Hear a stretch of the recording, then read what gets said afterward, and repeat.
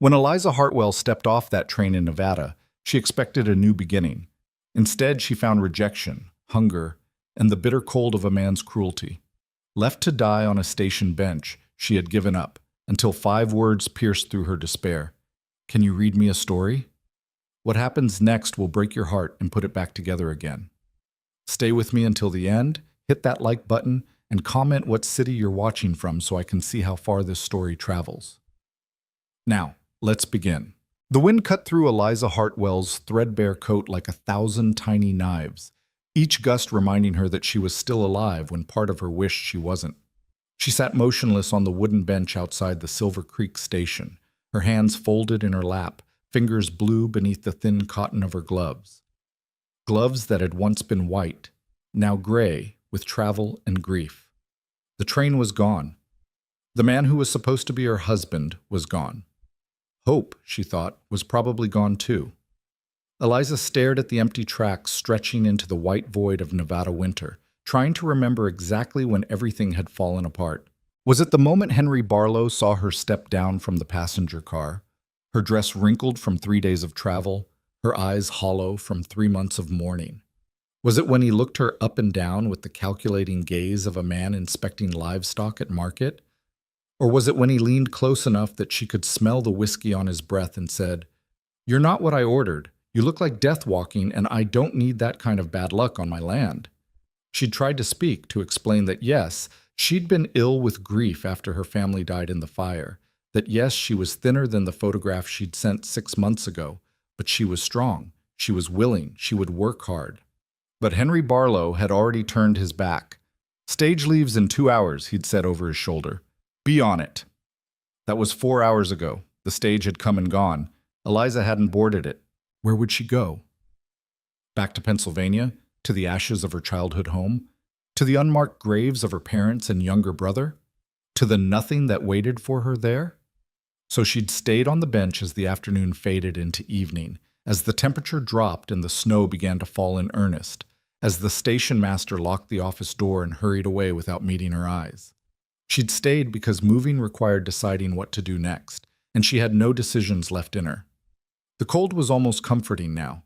She'd stopped shivering about an hour ago, which she dimly recognized as a bad sign, but bad signs didn't matter much anymore. Her stomach had stopped hurting too, though she hadn't eaten since yesterday morning, a hard biscuit and weak coffee somewhere in Wyoming. The money she'd saved for this journey was nearly gone, spent on train fare and the small carpet bag that now sat at her feet, containing everything she owned in the world: 2 dresses, a nightgown, a hairbrush, 3 books, and a daguerreotype of her family taken the summer before they died. They'd been so happy that day. Her father, with his hand on her mother's shoulder, both of them trying not to smile so the photograph wouldn't blur. Thomas, only 12, unable to contain his grin entirely, and Eliza herself, 19 and full of dreams about teaching school, or maybe opening a bookshop one day. That girl seemed like a stranger now. The fire had taken them in October. A knocked-over lantern in the barn, her father going back inside to save the horses, her mother running after him, Thomas following his parents because that's what children do. They follow the people they love, even into flames. Eliza had been in town that day, delivering pies to the church social. She'd returned to find nothing but smoke and ruins and 3 bodies laid out in the yard beneath borrowed sheets. After that, there had been the blank weeks of grief, the neighbors' pitying looks, the well-meaning widow who suggested Eliza might find a fresh start out west as a mail-order bride. "You're a pretty girl still," Mrs. Henderson had said, as if prettiness mattered when you felt dead inside. "Smart, too. Some good man will be lucky to have you." So Eliza had written to the matrimonial agency, had corresponded with Henry Barlow through careful, polite letters that revealed nothing of her devastation. She'd sold what little remained, had boarded the train west with the desperate hope that perhaps in a new place, with a new purpose, she might find a reason to feel alive again. Instead, she'd found this: a frozen bench, an empty platform, and the growing certainty that she'd made a terrible mistake in not following her family into the fire when she'd had the chance. "I'm sorry," she thought, unsure whether she was apologizing to her dead family for surviving them or to herself for trying to go on living. "I'm so sorry I wasn't enough." The snow fell harder now, beginning to accumulate on her shoulders, her lap, the carpet bag at her feet. In the distance, lights glowed from the buildings of Silver Creek, a mining town clinging to the Nevada mountains. Population maybe 300 if you counted generously. There would be a boarding house there, probably, a saloon, a general store, places where a woman alone might find help. But Eliza couldn't make herself stand. Her legs wouldn't obey the command, and besides, what would she say? "Excuse me, I'm a mail-order bride who got rejected. Could you spare some charity?" The humiliation of it was worse than the cold. She closed her eyes. The darkness behind her lids was welcoming, soft. Maybe if she just rested here a little longer. "Excuse me, miss." The voice was small, high-pitched, definitely female, definitely young. Eliza forced her eyes open. Standing in front of her, knee-deep in the accumulating snow, was a little girl. She couldn't have been more than 6 or 7 years old, with the dark brown hair escaping from beneath a knitted cap and wide gray eyes that studied Eliza with unsettling intensity. The child wore a wool coat that looked slightly too large for her, and mittens connected by a string threaded through the sleeves. "Yes?" Eliza's voice came out as a croak. She couldn't remember the last time she'd spoken aloud. "Are you waiting for someone?" the girl asked. Her breath formed small clouds in the frigid air. "No." The admission hurt more than it should. "No, I'm not waiting for anyone."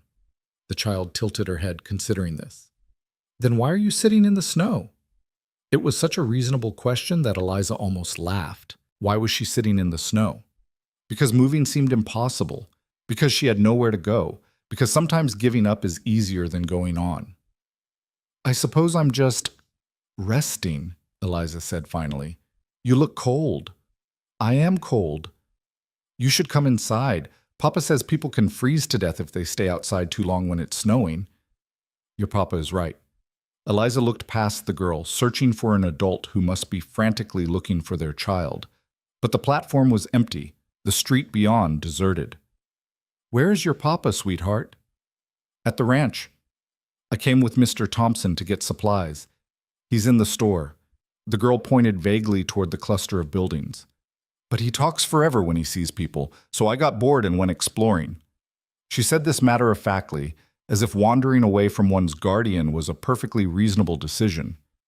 "You shouldn't wander off," Eliza said, though she had no authority to scold anyone. "It's dangerous, especially in the snow." "I can see the store from here." The girl was undeterred. She took a step closer, studying Eliza with those unnervingly intelligent eyes. "Are you sad?" The question, so direct and guileless, hit Eliza like a physical blow. "Yes," she whispered. "Yes, I think I am." "Why?" "How did you explain grief to a child? How did you put into words the way loss hollowed you out, left you a shell walking around in the shape of a person?" "I've lost some people I loved very much." The girl nodded solemnly. "I lost my mama. She got sick and died when I was 4. I don't remember her face much anymore, just how her voice sounded when she sang to me." Tears stung Eliza's eyes, the first tears she'd felt in weeks. Everything else had been dry and numb, but this child's simple honesty broke through something. "I'm sorry about your mama." "Thank you." The girl paused, then said, "Papa says it's okay to be sad about people who are gone. He says it means we love them. Your papa is a wise man, I guess." The child scuffed her boot in the snow. "He doesn't smile much anymore, though. And sometimes I hear him crying at night when he thinks I'm asleep." She looked up at Eliza. "Do you cry at night?" "Sometimes," Eliza admitted, "though lately I feel too tired even for that."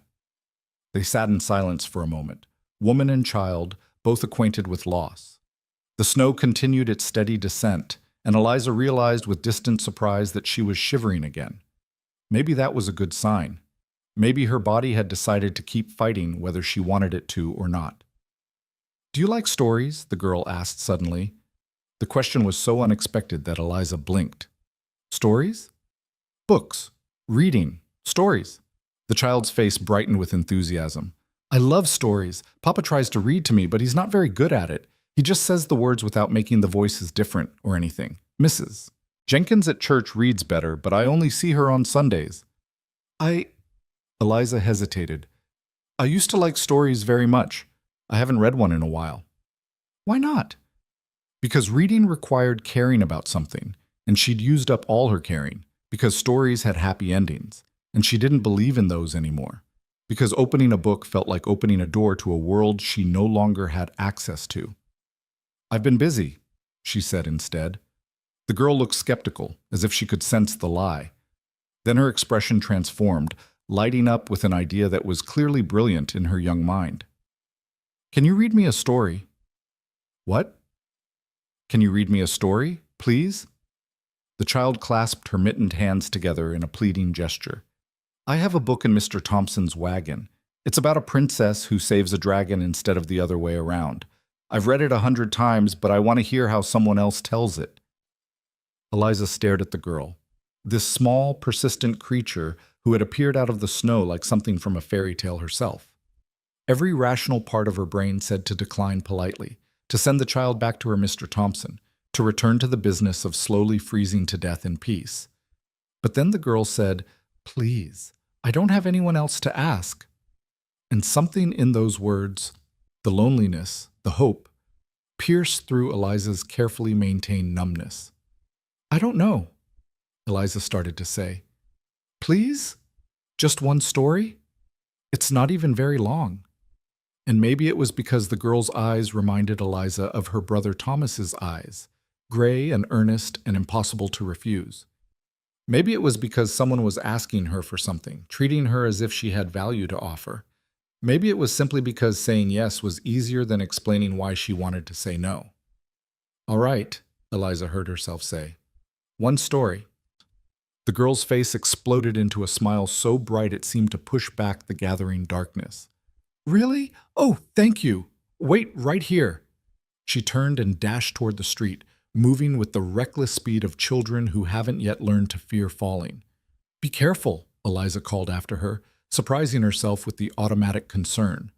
The girl was already out of sight, vanished into the snow and shadows. Eliza sat on the bench, waiting, wondering what she'd just agreed to. She should leave. She should stand up right now and walk away before the child returned. Should find somewhere warm to die more comfortably.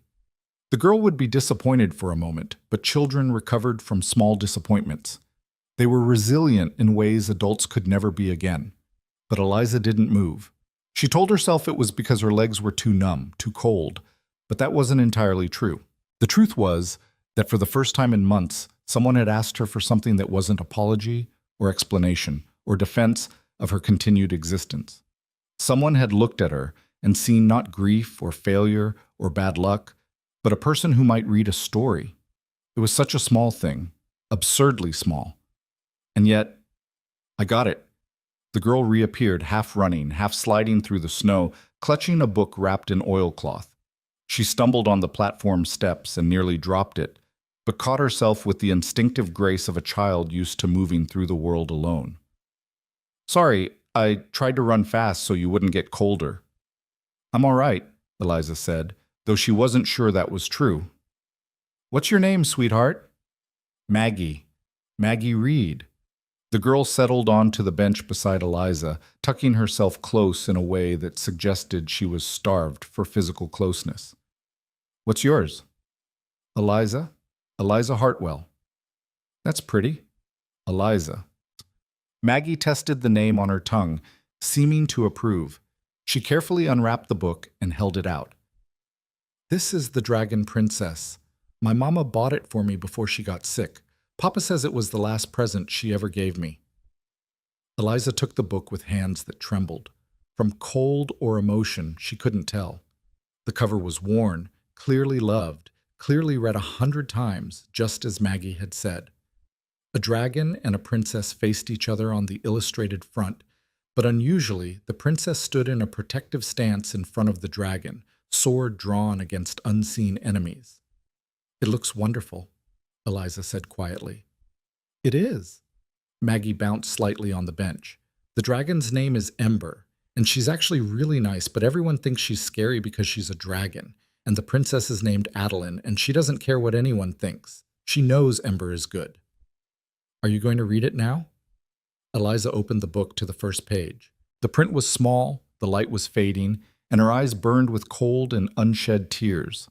Under any rational assessment, this was a terrible idea.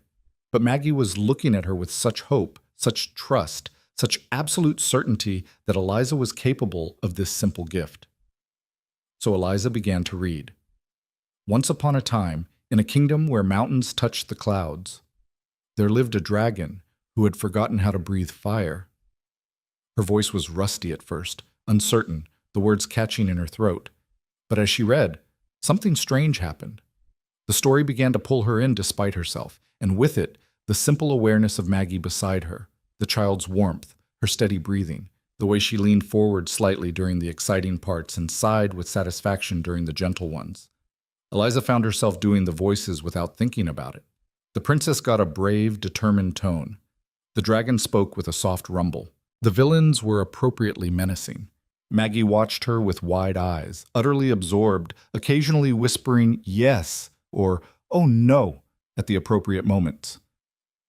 They were 3 chapters in when a man's voice cut through the darkness. "Maggie, read. What in blazes do you think you're doing?" Both Eliza and Maggie jumped. Striding across the platform was a tall, rangy man in a heavy coat, his face shadowed by the brim of a worn hat. Even in the dim light from the station lamp, Eliza could see the tension in his shoulders, the worry and anger mixing in his expression. "Papa!" Maggie scrambled off the bench. "I was just... You wandered off without telling Mr. Thompson where you were going." The man, Maggie's father, reached them in 3 long strides. "I've been searching for you for the last 20 minutes. Do you have any idea how—" He stopped abruptly as his gaze fell on Eliza, really seeing her for the first time. Eliza stood on unsteady legs, clutching the book like a shield. She knew what he was seeing, a thin woman in travel-stained clothes sitting in the snow with his daughter, looking like nothing so much as a vagrant or worse. "I'm sorry," she said quickly. "Your daughter was just asking me to read to her. I meant no harm. Miss Eliza is nice, Papa," Maggie interrupted, moving to stand between them as if to protect Eliza from her father's judgment. "She reads the voices perfectly, and she didn't wander off on purpose. She's just resting because she's cold and sad." "Maggie," the man's voice softened slightly, but his eyes never left Eliza's face. "Go find Mr. Thompson. Tell him I said to wait for me at the wagon." "But Papa—" "Now, Maggie." The girl looked torn, glancing between her father and Eliza with obvious distress. Finally, she thrust the book at Eliza. "You keep it," she said urgently, "so you can finish the story when you're warmer. Promise you'll finish it?" "Maggie," her father started. "Promise?" Maggie's eyes were pleading. Eliza clutched the book, overwhelmed by the gift of it, the trust. "I promise," she whispered. Satisfied, Maggie turned and trudged off the platform, casting worried looks over her shoulder until she disappeared into the darkness toward town. Silence fell between Eliza and the man. She waited for him to demand his daughter's book back, to accuse her of trying to steal it, or corrupt his child, or any of the dozen things she might be accused of. Instead, he just studied her with an expression she couldn't quite read. "You're the mail-order bride," he said finally. It wasn't a question. Eliza felt heat flood her frozen cheeks. "I was," she corrected. I was rejected. By Mr. Barlow." Henry Barlow's a fool. The statement was flat, matter-of-fact. "But that doesn't explain why you're still sitting here freezing to death instead of finding shelter." What could she say? That shelter cost money she didn't have? That walking into town and begging for help felt like more than she could bear? That part of her had hoped the cold would simply solve all her problems? "I was resting," she said finally, echoing what she'd told Maggie. The man made a sound that might have been a laugh or a scoff. "Resting. In a snowstorm. On a train platform." He shook his head. "Do you have anywhere to go?" The truth stuck in Eliza's throat. She wanted to lie, to preserve some shred of dignity, to tell this stern-faced stranger that she had plenty of options and was perfectly capable of taking care of herself. But she was so tired of pretending, so tired of carrying the weight of her own survival. "No," she said simply. "I don't have anywhere to go." He studied her for another long moment, and she watched something shift in his expression. Not pity exactly, but recognition. As if he understood what it meant to have nowhere left to go. "Can you cook?" The question was so unexpected that Eliza blinked. "What?" "Can you cook? Clean? Handle basic ranch work?" Yes, I grew up on a small farm. I can do all those things." "Good." He adjusted his hat, jaw working as if he was arguing with himself. "My ranch is about 5 miles out. I need help keeping house and looking after Maggie while I handle the stock and land. The last woman I hired ran off 3 weeks ago, said it was too isolated, too quiet. I can offer room and board and a small wage. Nothing fancy, but it's honest work." Eliza stared at him. "You're offering me a job? You don't even know me. I know you kept my daughter safe when you could have ignored her. I know you read to her even though you look about ready to collapse. I know Henry Barlow rejected you, which in my experience is usually a sign that someone has both intelligence and integrity." His mouth quirked in something that might have been the ghost of a smile. "And I know that if I leave you here, you'll likely be dead by morning. Call me sentimental, but I'd prefer to avoid that." "Why?" The word came out harsher than she intended. "Why would you help me?" For the first time, the man's stern expression softened completely. "Because someone helped me once, when I needed it. Because my daughter just spent the last 20 minutes explaining to me in great detail how you're sad like Papa is sad, and anyone who's that sad deserves kindness instead of more hardship." He held out his hand. "Name's Jonah Reed. And before you ask, no, I'm not looking for a wife. I'm looking for help. Nothing more." Eliza looked at his outstretched hand, at this unexpected lifeline thrown to her in the darkness. Every instinct she had screamed that this was suspicious, that men didn't offer jobs to strange women out of kindness, that there had to be a catch. But then again, she'd gotten on a train to marry a stranger based on nothing but letters. She'd gambled her entire future on the hope that somewhere in the West she might find a place to belong. That gamble had failed spectacularly, but maybe, just maybe, this was the universe giving her another chance. Or maybe she was too cold and too tired and too hungry to think straight, and she'd regret this decision in the morning. Either way, she reached out and took Jonah Reed's hand. "Thank you," she said, her voice breaking on the words. "Thank you." His grip was firm, warm, steady, everything she wasn't. "Can you ride?" "Not well, but I can hold on." "That'll do." He released her hand and picked up her carpet bag without asking permission. "Come on, Mr. Thompson's wagon is warm, and there's hot coffee in a thermos if you need it." Eliza followed him off the platform, her legs shaky and uncertain beneath her. Behind her, the empty bench was already disappearing beneath fresh snow, erasing all evidence that she'd ever been there, that she'd ever sat there ready to give up. She clutched Maggie's book to her chest and thought about princesses who protected dragons, and dragons who had forgotten how to breathe fire. She thought about small girls with gray eyes who asked impossible questions, and fathers who offered kindness to strangers. Maybe, she thought as she followed Jonah Reed through the snow toward the warm glow of town lights, maybe this was the beginning of a different story than the one she'd thought she was living. Maybe this was the part where the abandoned mail-order bride stopped being abandoned and became something else. She didn't know what yet. She didn't dare to hope. But at least, she was moving forward instead of slowly freezing on a bench. And for tonight, that would have to be enough. The wagon ride to Jonah Reed's ranch passed in a blur of cold wind and darker cold silence. Eliza sat wedged between Mr. Thompson, a grizzled man who smelled of tobacco and said nothing beyond a grunt of greeting, and a stack of supply crates that shifted with every rut in the frozen road. Maggie had climbed into the back despite her father's protests, wrapping herself in a horse blanket and humming quietly to herself, occasionally calling out observations about the snow or the stars or a rabbit she thought she saw in the darkness. Jonah rode alongside on a bay horse that looked as worn and weather-beaten as its owner, his posture easy in the saddle despite the limp Eliza had noticed when he'd walked. A war injury, she guessed, though she didn't ask. She'd learned long ago that some wounds were better left unspoken. The hot coffee Jonah had mentioned turned out to be real. Mr. Thompson had thrust a battered thermos at her without a word, and she'd drunk it gratefully despite the bitter taste and the way it burned her tongue. The warmth spreading through her chest felt almost painful after so many hours of numbness, as if her body was punishing her for nearly giving up on it. "You all right, miss?" Mr. Thompson asked about halfway through the journey, the first words he'd spoken since they left Silver Creek. "Yes," Eliza said, though her teeth were chattering. "Thank you for the coffee." He grunted again, which seemed to be his primary form of communication, and didn't speak again for the rest of the ride. The Reed Ranch appeared out of the darkness like something from a dream, or perhaps a memory of something that had once been beautiful but had fallen into neglect. A two-story house with a wide porch stood at the center of the property. Flanking it on either side were a barn, a stable, and several smaller outbuildings that Eliza couldn't quite make out in the dark. Everything looked solid enough, well built, but there was an air of abandonment about the place, as if the ranch itself was holding its breath, waiting for something to change. "Home," Maggie announced from the back of the wagon, popping her head up like a prairie dog. "We're home."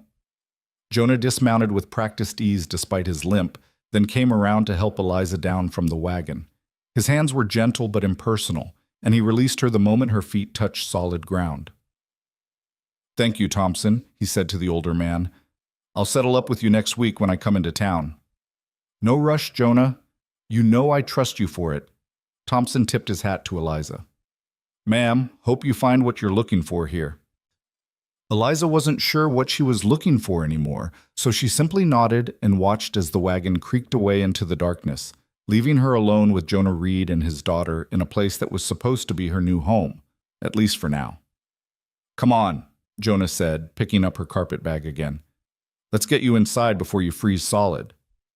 The house was dark and cold when they entered, but Jonah moved through it with the confidence of long familiarity, striking matches and lighting lamps until a warm glow pushed back the shadows. Maggie dashed ahead, shedding her coat and mittens in a trail that Jonah sighed at but didn't comment on. Eliza stood in the doorway, taking in what little she could see. The front room was large, dominated by a stone fireplace that clearly hadn't been lit in hours. Furniture clustered around it, a worn sofa, 2 chairs, a low table covered in what looked like Maggie's drawings. To the left, she could see a dining table with mismatched chairs, and beyond that, a doorway that presumably led to the kitchen. Everything was clean enough, but there was a masculine carelessness to the space, a sense that people lived here but didn't quite inhabit it. No curtains on the windows, no rugs on the floor, no decorative touches or softness anywhere. It was a house that had forgotten how to be a home. "Papa, I'm hungry," Maggie announced, reappearing from wherever she'd vanished to. "When are you not hungry?" Jonah was already moving toward the fireplace, kneeling to build up the fire with practiced efficiency. "Eliza, the kitchen's through there. If you're up to it, there's bread and butter in the pantry and some cold ham from last night. Nothing fancy, but it'll do for tonight." He said it casually, as if it was a simple request, but Eliza understood what he was really doing, giving her a task, a purpose, a way to earn her place rather than feel like a charity case. She appreciated it more than he probably knew. "Of course," she said, and moved toward the kitchen before her legs could remember they were exhausted. The kitchen was larger than she'd expected, with a cast-iron stove, a deep sink with a pump handle, and counters that looked sturdy if somewhat battered. Cabinets lined one wall, and a pantry door stood open, revealing neat rows of preserves, flour, sugar, and other staples. Someone had organized this space with care once, though that care was clearly years in the past. Eliza found the bread wrapped in cloth, the butter in a crock, the ham in the cold box that was actually cold thanks to the winter temperatures. Her hands moved automatically, slicing bread, spreading butter, arranging food on plates she found in one of the cabinets. It felt strange to be performing such domestic tasks in a stranger's house, but also oddly comforting. This, at least, she knew how to do. She brought the simple meal out to find that Jonah had gotten the fire roaring and Maggie had curled up on the sofa, fighting sleep with the determined stubbornness of a child who didn't want to miss anything. "Thank you," Jonah said, taking the plate she offered. "Maggie, sit at the table properly." "But, Papa," "Table. Now." Maggie dragged herself to the table with exaggerated suffering, though she perked up once she started eating. Eliza sat down carefully in one of the chairs, her own plate in front of her, and forced herself to eat slowly, despite the gnawing hunger in her stomach. The food was simple but good, and she had to stop herself from devouring it like an animal. Jonah ate standing up, leaning against the fireplace mantel, studying Eliza with an expression she couldn't quite read. Not hostile, but assessing, trying to figure out what kind of person he'd just invited into his home. "So," he said finally, "I suppose we should establish some ground rules." "Of course." Eliza set down her bread, meeting his gaze directly. If he was going to throw her out, better to know now than later. "First, like I said, I'm not looking for a wife. I tried that once, and—" He glanced at Maggie, who was now focused entirely on her food. "It ended. I'm not interested in trying again. This is a job, nothing more. Room, board, and $5 a month." "Fair?" "More than fair, Sal," Eliza said quietly. "Thank you.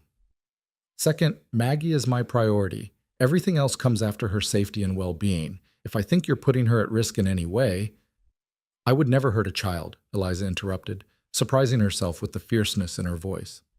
"Never." Jonah studied her for a moment, then nodded. "I believe you, but I had to say it." "I understand. Third, I don't pry into people's pasts, and I'd appreciate the same courtesy. You're running from something. I can see that. I don't need to know what. But if trouble follows you here, I need to know about it before it arrives. Deal?" Eliza's throat tightened. Should she tell him now about Caleb Rourke? About the man who'd murdered her family and might someday come looking for the only witness who'd escaped? But no.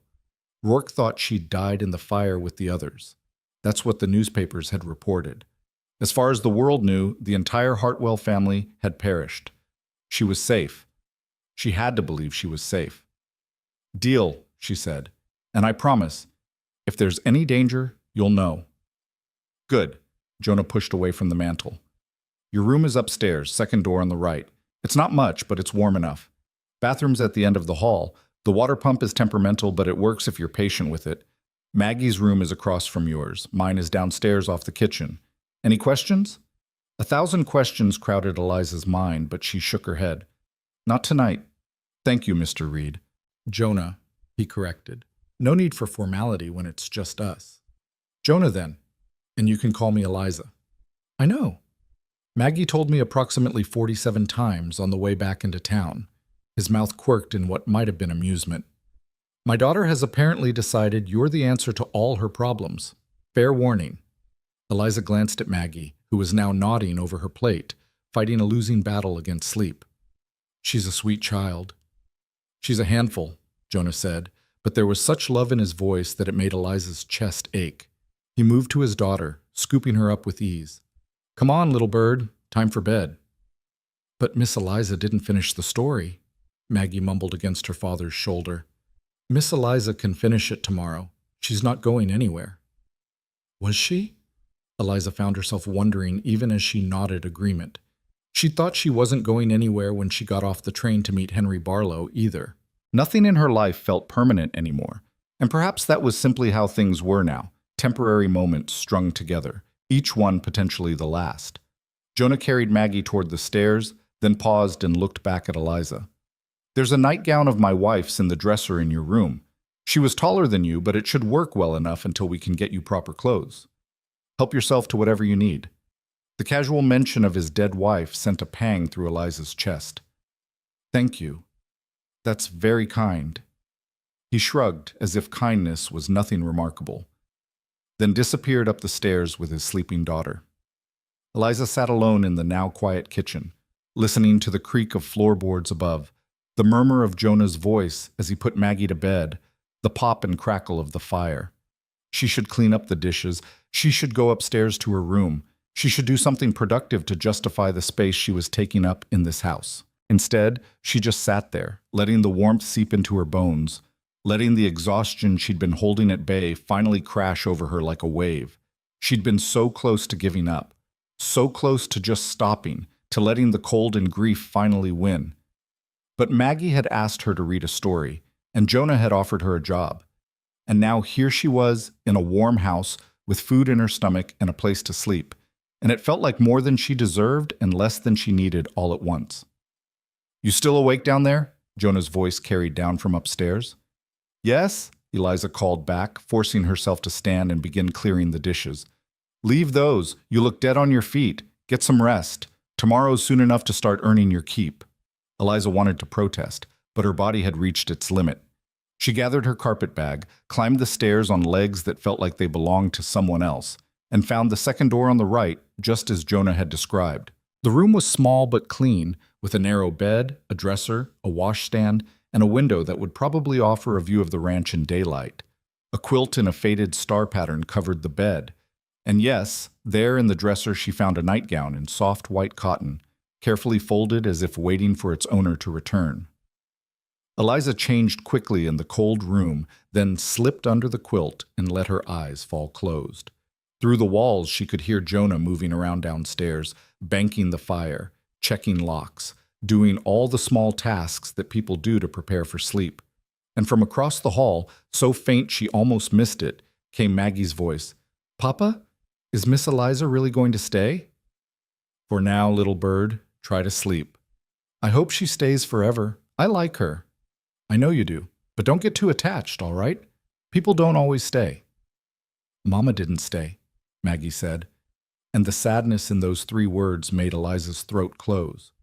No, Jonah agreed softly. Mama didn't stay, but that wasn't her choice, remember?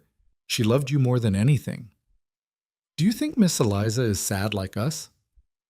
A long pause, then, yes, sweetheart. I think she's sad like us. Then maybe we can be sad together. That's better than being sad alone. Maybe it is. Now sleep, Maggie. No more questions. Eliza lay in the darkness of her borrowed room, in a dead woman's nightgown, in a house full of grief that matched her own, and felt the first stirrings of something she couldn't quite name. Not hope. She wasn't ready for hope, but perhaps the willingness to try, the willingness to see what tomorrow might bring, instead of wishing it wouldn't come at all. She fell asleep clutching Maggie's book, and for the first time in months, she didn't dream of fire. Morning came too early and too bright, sunlight streaming through the uncurtained window to wake Eliza from the deepest sleep she'd had since before the fire. For a moment, she forgot where she was, panic surging through her chest until she recognized the unfamiliar room, remembered the events of the previous night, and felt the panic slowly recede into something like cautious relief. She was still here, still alive, still, somehow, being given another chance. Downstairs, she could hear movement. The clatter of dishes, Maggie's high voice asking questions, Jonah's deeper tones responding. The smell of coffee drifted up through the floorboards, making her stomach growl with interest. Eliza dressed quickly in one of her 2 dresses, the better one, though both were worn past the point of respectability, and made her way downstairs to find the kitchen already occupied. Jonah stood at the stove, flipping flapjacks with the practiced ease of someone who'd been doing it for years. Maggie sat at the table, swinging her legs and chattering about something involving horses and snow and a story she'd heard at school. Neither of them noticed Eliza at first, and she took the opportunity to simply observe.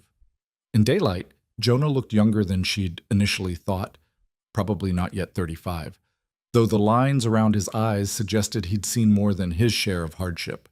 His dark hair was slightly too long, as if he kept forgetting to cut it, and he moved with a careful economy that spoke of old pain-managed daily. The limp was more pronounced in the morning, she noticed, though he didn't seem to let it slow him down. Maggie, on the other hand, was pure energy barely contained in a small body. She'd apparently already been outside, if the snow melting on her boots was any indication, and her cheeks were flushed with cold and excitement. "Morning," Eliza said quietly from the doorway. Both of them turned, and Maggie's face lit up like the sunrise. "Miss Eliza, you're awake. Papa said I had to let you sleep, but I've been waiting forever, and I wanted to show you the barn and the horses, and I found an icicle this big." She spread her arms wide. "And Papa said you could have coffee if you want.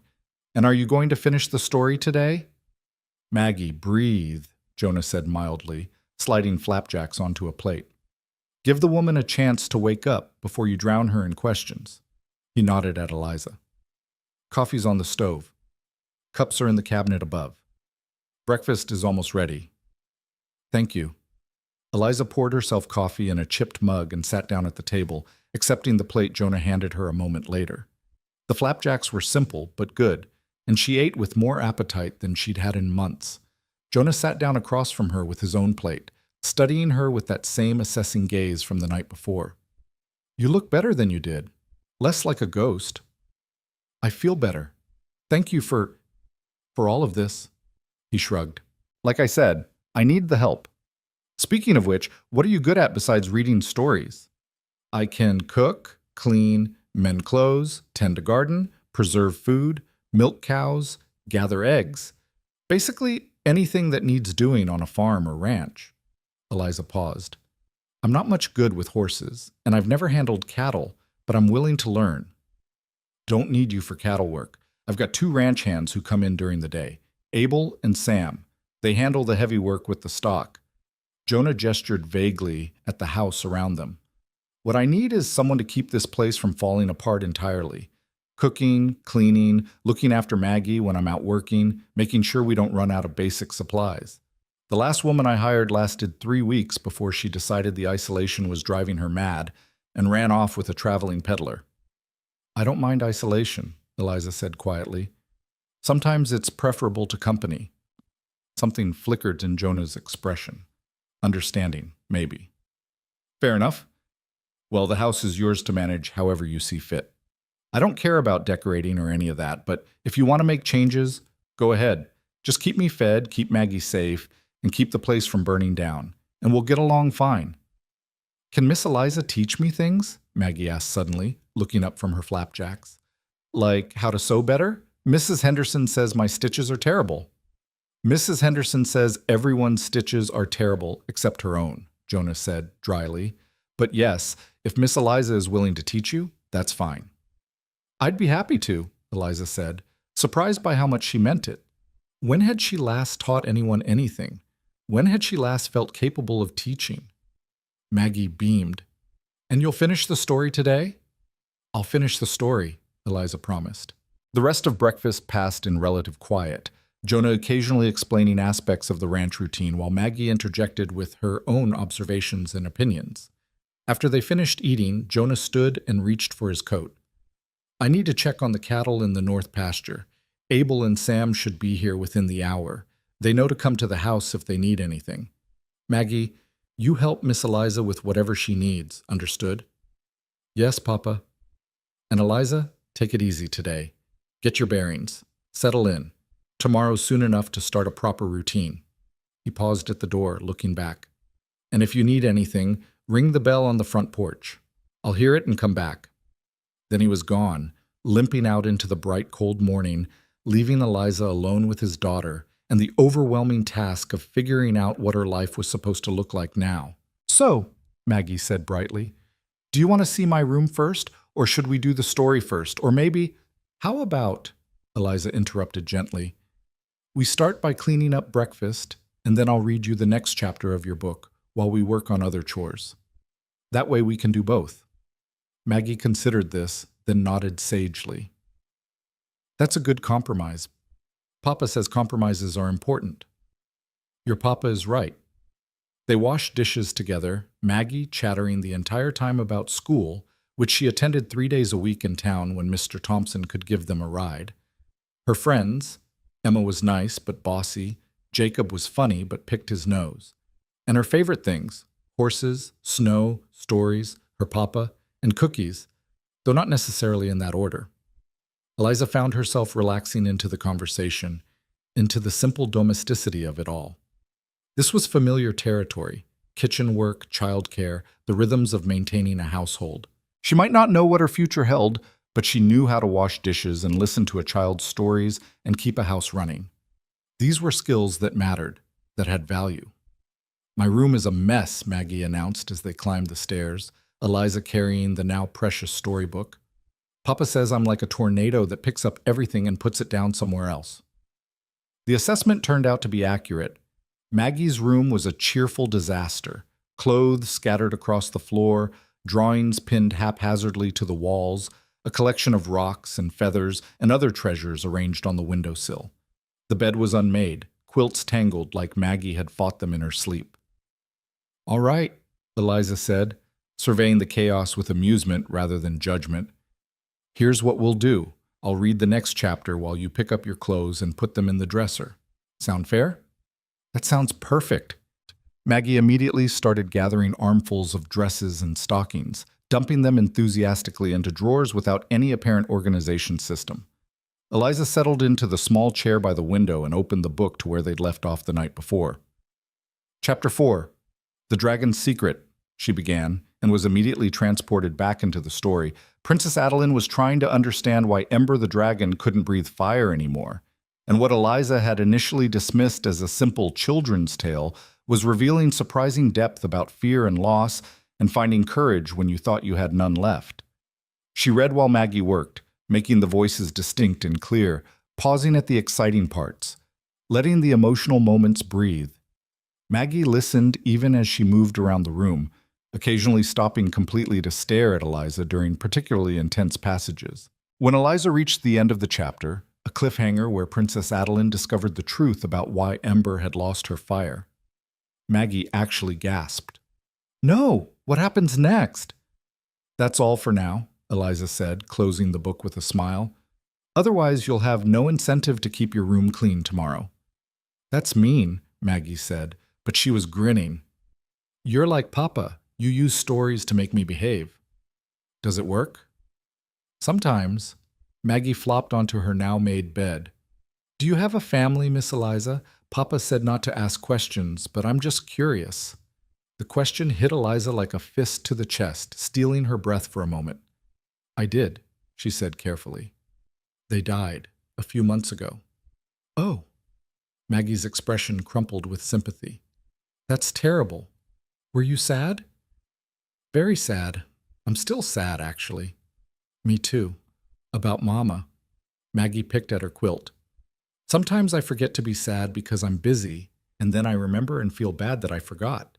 I don't think that's wrong," Eliza said softly. "I think that's how grief works. It comes and goes like waves. Your mama wouldn't want you to be sad all the time." "Papa says that too." Maggie looked up, eyes shining with unshed tears.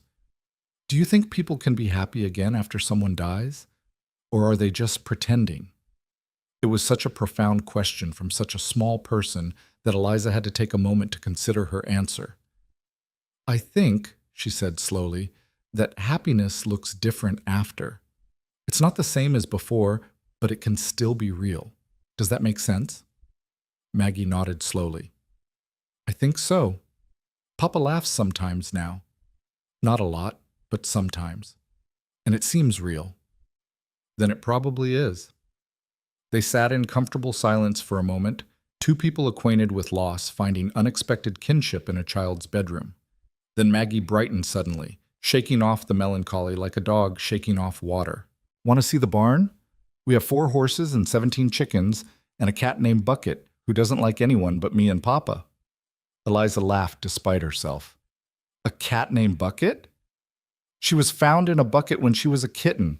Papa said it was easier to just call her that than think up something fancy." "Your Papa has a point. All right, show me the barn." The tour of the ranch took most of the morning. The barn was well maintained despite everything else. The horses healthy and friendly, the chickens chaotic but productive.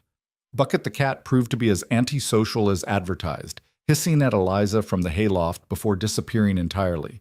Maggie showed her everything with proprietorial pride: the tack room, the feed storage, the small vegetable garden that was dormant under snow but would need attention come spring. Abel and Sam appeared around mid-morning, 2 weather-beaten men in their 40s who tipped their hats to Eliza and made no comment about her sudden appearance beyond welcoming her to the ranch.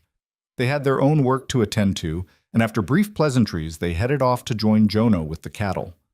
By noon, Eliza had a better sense of the property and its rhythms. It wasn't a large operation, maybe 50 head of cattle, the small string of horses, the chickens, and a few other animals she hadn't met yet. But it was Jonah's, maintained through hard work and determination, and she could see the care he took with it even in small details. She made lunch from the supplies in the pantry, soup from preserved vegetables and salt pork, fresh bread that she'd started early in the morning while Maggie was still organizing her room. When Jonah returned at 1 o'clock with Abel and Sam, He stopped in the doorway and simply stared at the set table, the steaming bowls, the smell of fresh bread filling the kitchen. "Something wrong?" Eliza asked, suddenly worried she'd overstepped. "No," Jonah said quietly. "Just hasn't smelled like this in here since—" He didn't finish the sentence, but she understood. They ate together, the three men discussing ranch business, while Maggie told Eliza in great detail about every single chicken and its personality. After lunch, Abel and Sam returned to work, and Jonah lingered for a moment. "Thank you," he said to Eliza, "for the food, and for—" He gestured vaguely at Maggie, who was already pulling on her coat to go back outside. "Keeping her entertained. She's been happier today than I've seen her in weeks." "She's easy to spend time with," Eliza said honestly. "She can be. She can also be a terror." But he was smiling when he said it, that rare expression that transformed his stern face into something almost boyish. "I'll be back before dark. There's meat in the cold box if you want to make something for supper." "I'll figure something out." He nodded and left, and Eliza spent the afternoon settling into routines: laundry, mending, planning meals, organizing the kitchen the way she preferred. Simple, mundane tasks that nonetheless gave her a sense of purpose she'd been missing for far too long. That evening, after a supper of roasted chicken and potatoes that Jonah praised with genuine appreciation, they sat by the fire together. Maggie brought out her book again, and this time Jonah listened too. His eyes closed as Eliza read about Princess Adeline's determination to help Ember remember her fire. When Maggie finally fell asleep against her father's shoulder, Jonah carried her upstairs without waking her. He returned a few minutes later to find Eliza banking the fire for the night. "She told me you explained grief to her," he said without preamble. "Thank you for that. I've tried, but I'm not good with words." "You're good enough," Eliza said. "She knows you love her. That's what matters." Jonah was quiet for a moment, then, "My wife, Rebecca, she died 2 years ago. Fever. It came on fast, took her in less than a week. Maggie barely remembers her now, and that—" He stopped, swallowing hard. "That might be a mercy. I don't know." "I'm sorry," Eliza said, because what else was there to say? "Me too." He moved to the window looking out at the snow-covered yard. "I wasn't lying when I said I'm not looking for a wife. I don't have room in my life for that kind of complication. But I'm grateful you're here. Today felt almost normal, in a good way." "I'm grateful too," Eliza admitted. "Yesterday I thought I was done. Finished.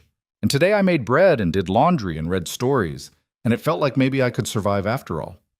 Jonah turned to look at her, and in the firelight, his expression was gentle. "We're all just surviving, Eliza.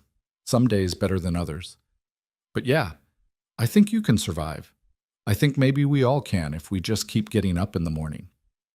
It wasn't a profound statement, and it certainly wasn't poetry. But standing in that warm kitchen with a man who understood grief the way she did, Eliza felt something shift inside her chest. Not hope exactly, but perhaps the willingness to believe that hope might be possible again someday. "Good night, Jonah," she said softly. "Good night, Eliza. See you in the morning." And as she climbed the stairs to her borrowed room in a house that was beginning to feel less strange, Eliza realized that yes, she would see them in the morning, and the morning after that, and the one after that, for as long as they would have her. It wasn't the life she'd planned. It wasn't even the life she'd hoped for when she'd stepped off that train in Silver Creek. But maybe, just maybe, it was the life she needed. If you or someone you know is having a difficult time, free support is available. Find resources. 3 weeks passed in a rhythm that felt almost like healing. Eliza rose each morning before dawn to start the fire and prepare breakfast, finding a quiet satisfaction in the predictable routines of ranch life. Jonah worked from sunrise to sunset, his presence steady and undemanding, while Maggie filled the house with laughter and questions and an energy that seemed inexhaustible. They became a unit of sorts, 3 broken pieces that somehow fit together into something that functioned, if not perfectly, then well enough. Eliza had almost convinced herself that she could stay here forever, that the past was finally past, that Caleb Rourke would never find her because he believed she was dead and buried alongside her family. She should have known that peace was always temporary, that danger had a way of finding you no matter how carefully you hid. The morning it all fell apart started like any other. Jonah had ridden out early to check fence lines in the western pasture. Abel and Sam were mucking out the stables, and Maggie had begged to help Eliza in the barn, promising she'd be careful and responsible, and all the things 7-year-old girls promise when they want something badly enough. "Can I climb up to the loft?" Maggie asked, already halfway up the ladder before Eliza could answer. "I want to check on Bucket's new kittens." "Be careful," Eliza called, carrying an armful of fresh straw to the horse stalls. "And don't try to pick up the kittens if Bucket is being protective." "I won't," Maggie's voice floated down from above, followed by her delighted squeal. "Oh, Miss Eliza, there are 5 of them, and they're so tiny, and—" The scream that followed was pure terror. Eliza dropped the straw and ran, her heart hammering against her ribs. She reached the base of the ladder just as Maggie fell, tumbling through the air in what seemed like horrible slow motion.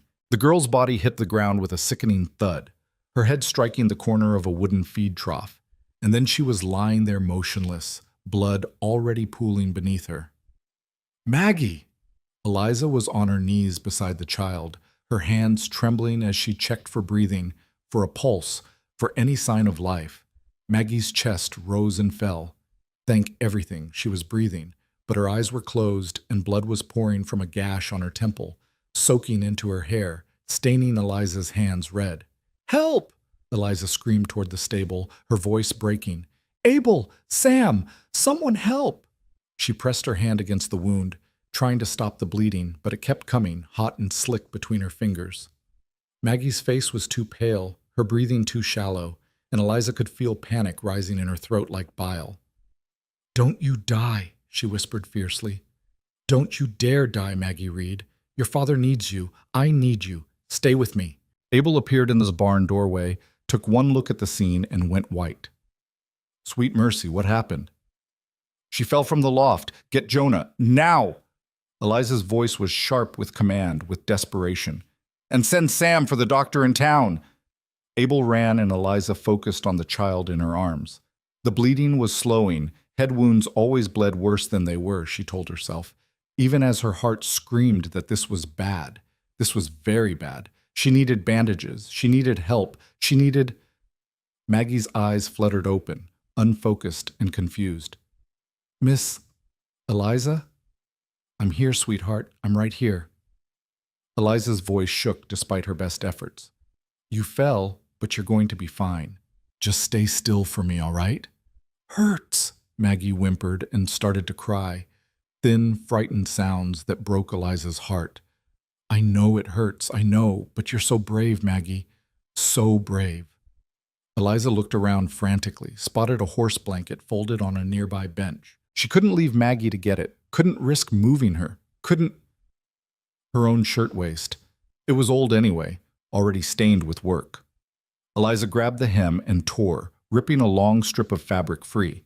She pressed it against Maggie's wound, applying pressure the way her mother had taught her years ago when Thomas had split his chin open falling from a tree. "Tell me a story," Maggie whispered, her small hand finding Eliza's. "The princess. And the dragon." Eliza's throat closed with emotion, but she forced words out past the fear. "Once there was a princess who loved a dragon," she began, her voice rough. "And the dragon had forgotten how to breathe fire. But the princess knew. She knew that the fire was still inside, just waiting to be remembered." Maggie's eyes were closing again, and panic surged through Eliza. No, stay awake, sweetheart. Keep your eyes on me. Can you do that? Just keep looking at me." "Tired." "I know, but you need to stay awake. Just until your papa gets here. He's coming, I promise. He's coming," and... The barn door crashed open and Jonah was there, his face a mask of controlled terror. He crossed the distance in 3 strides, despite his limp, dropped to his knees beside them, and his hands hovered over his daughter as if he was afraid to touch her, afraid she might break beneath his fingers. "What happened?" His voice was deadly calm in a way that was somehow worse than shouting. "She fell from the loft, hit her head on the trough. She's bleeding, but she's conscious, breathing steady." Eliza was babbling, she knew, but couldn't seem to stop. "I've been keeping pressure on the wound, and Sam went for the doctor and..." "Papa?" Maggie's voice was so small, so frightened. "I'm here, little bird." Jonah's hand finally settled on his daughter's arm, gentle as a prayer. Papa's here. You're going to be just fine. Hurts, Maggie said again, tears streaming down her pale cheeks. I know it hurts. Oh, but Miss Eliza is taking good care of you, and the doctor is coming, and his voice cracked just for a moment before he pulled it back under control. And you're going to be fine because you're strong, Maggie. You're my strong girl. They waited like that, the three of them frozen in a tableau of fear and love, while Abel hovered anxiously in the doorway and the minutes stretched into eternities. Eliza kept talking, kept telling the story about Princess Adeline and Ember the dragon, kept Maggie's attention focused on anything but the pain. Jonah held his daughter's hand and didn't look away from her face, as if he could keep her alive through sheer force of will. When Maggie's eyes started to drift closed again, real panic edged into Jonah's voice.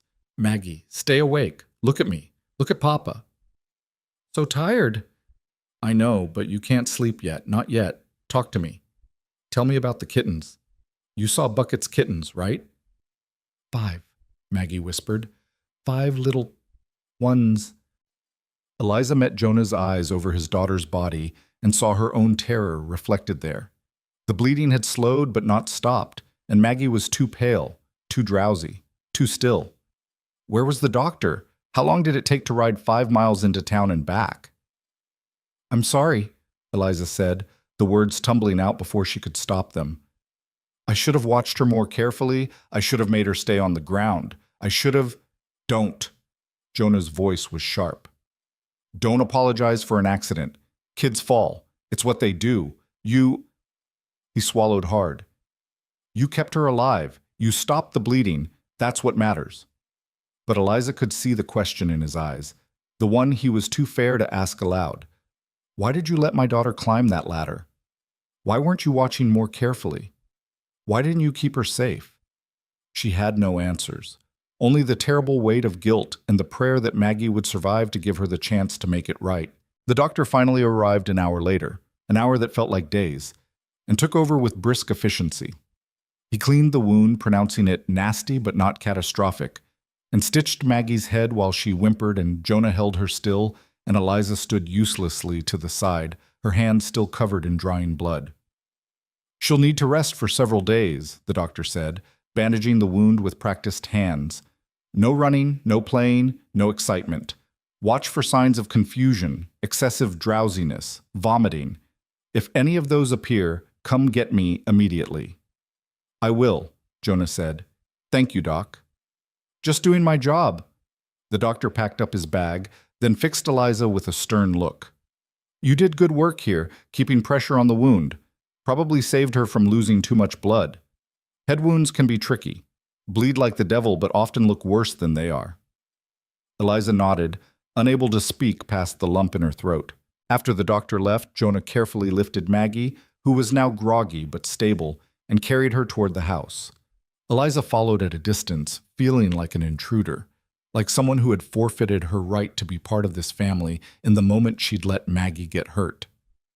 They settled Maggie in her bed with extra pillows and blankets, and she fell asleep almost immediately, exhausted by pain and fear. Jonah sat beside her, one hand resting on her arm as if to reassure himself she was still breathing, still alive.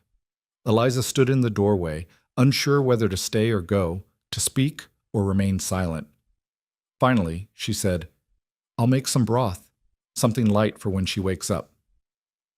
Jonah didn't look away from his daughter. Thank you. The words were polite but distant, and Eliza felt the gap between them opening like a chasm.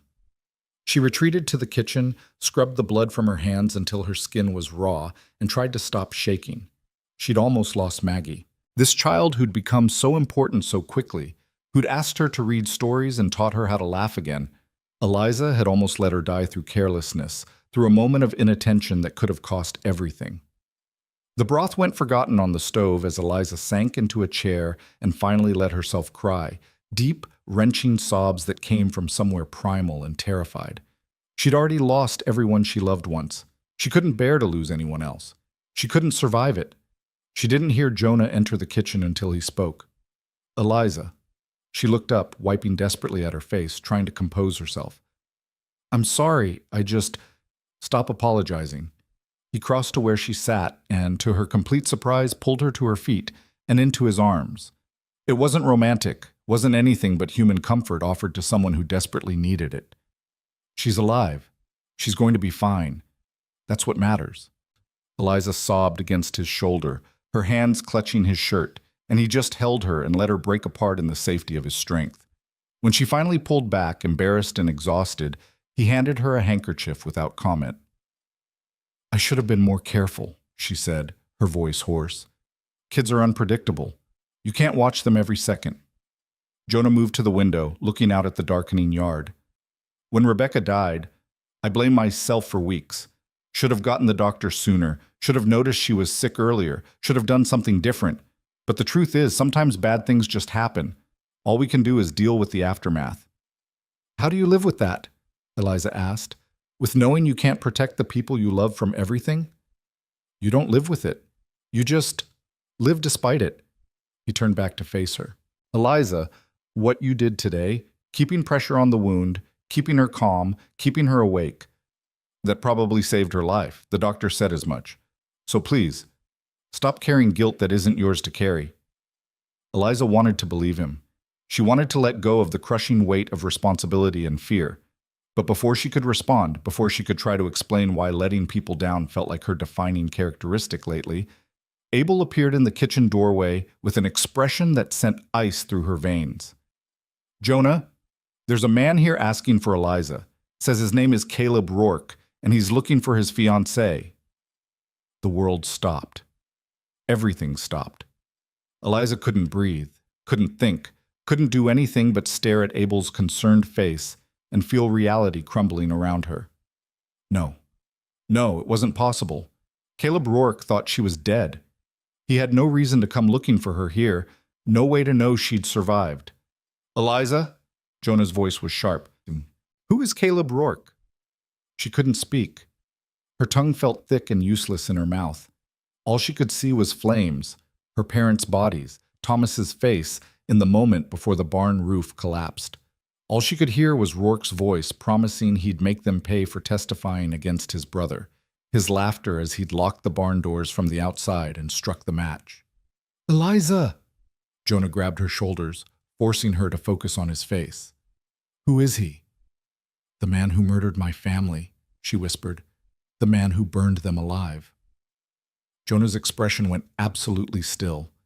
And in that stillness, Eliza saw the soldier he must have been during the war, controlled, dangerous, capable of violence when necessary. "Stay here," he said quietly. "Lock the door behind me. Don't come out until I tell you it's safe." "No, Jonah, he's dangerous. I said stay here." It wasn't a request.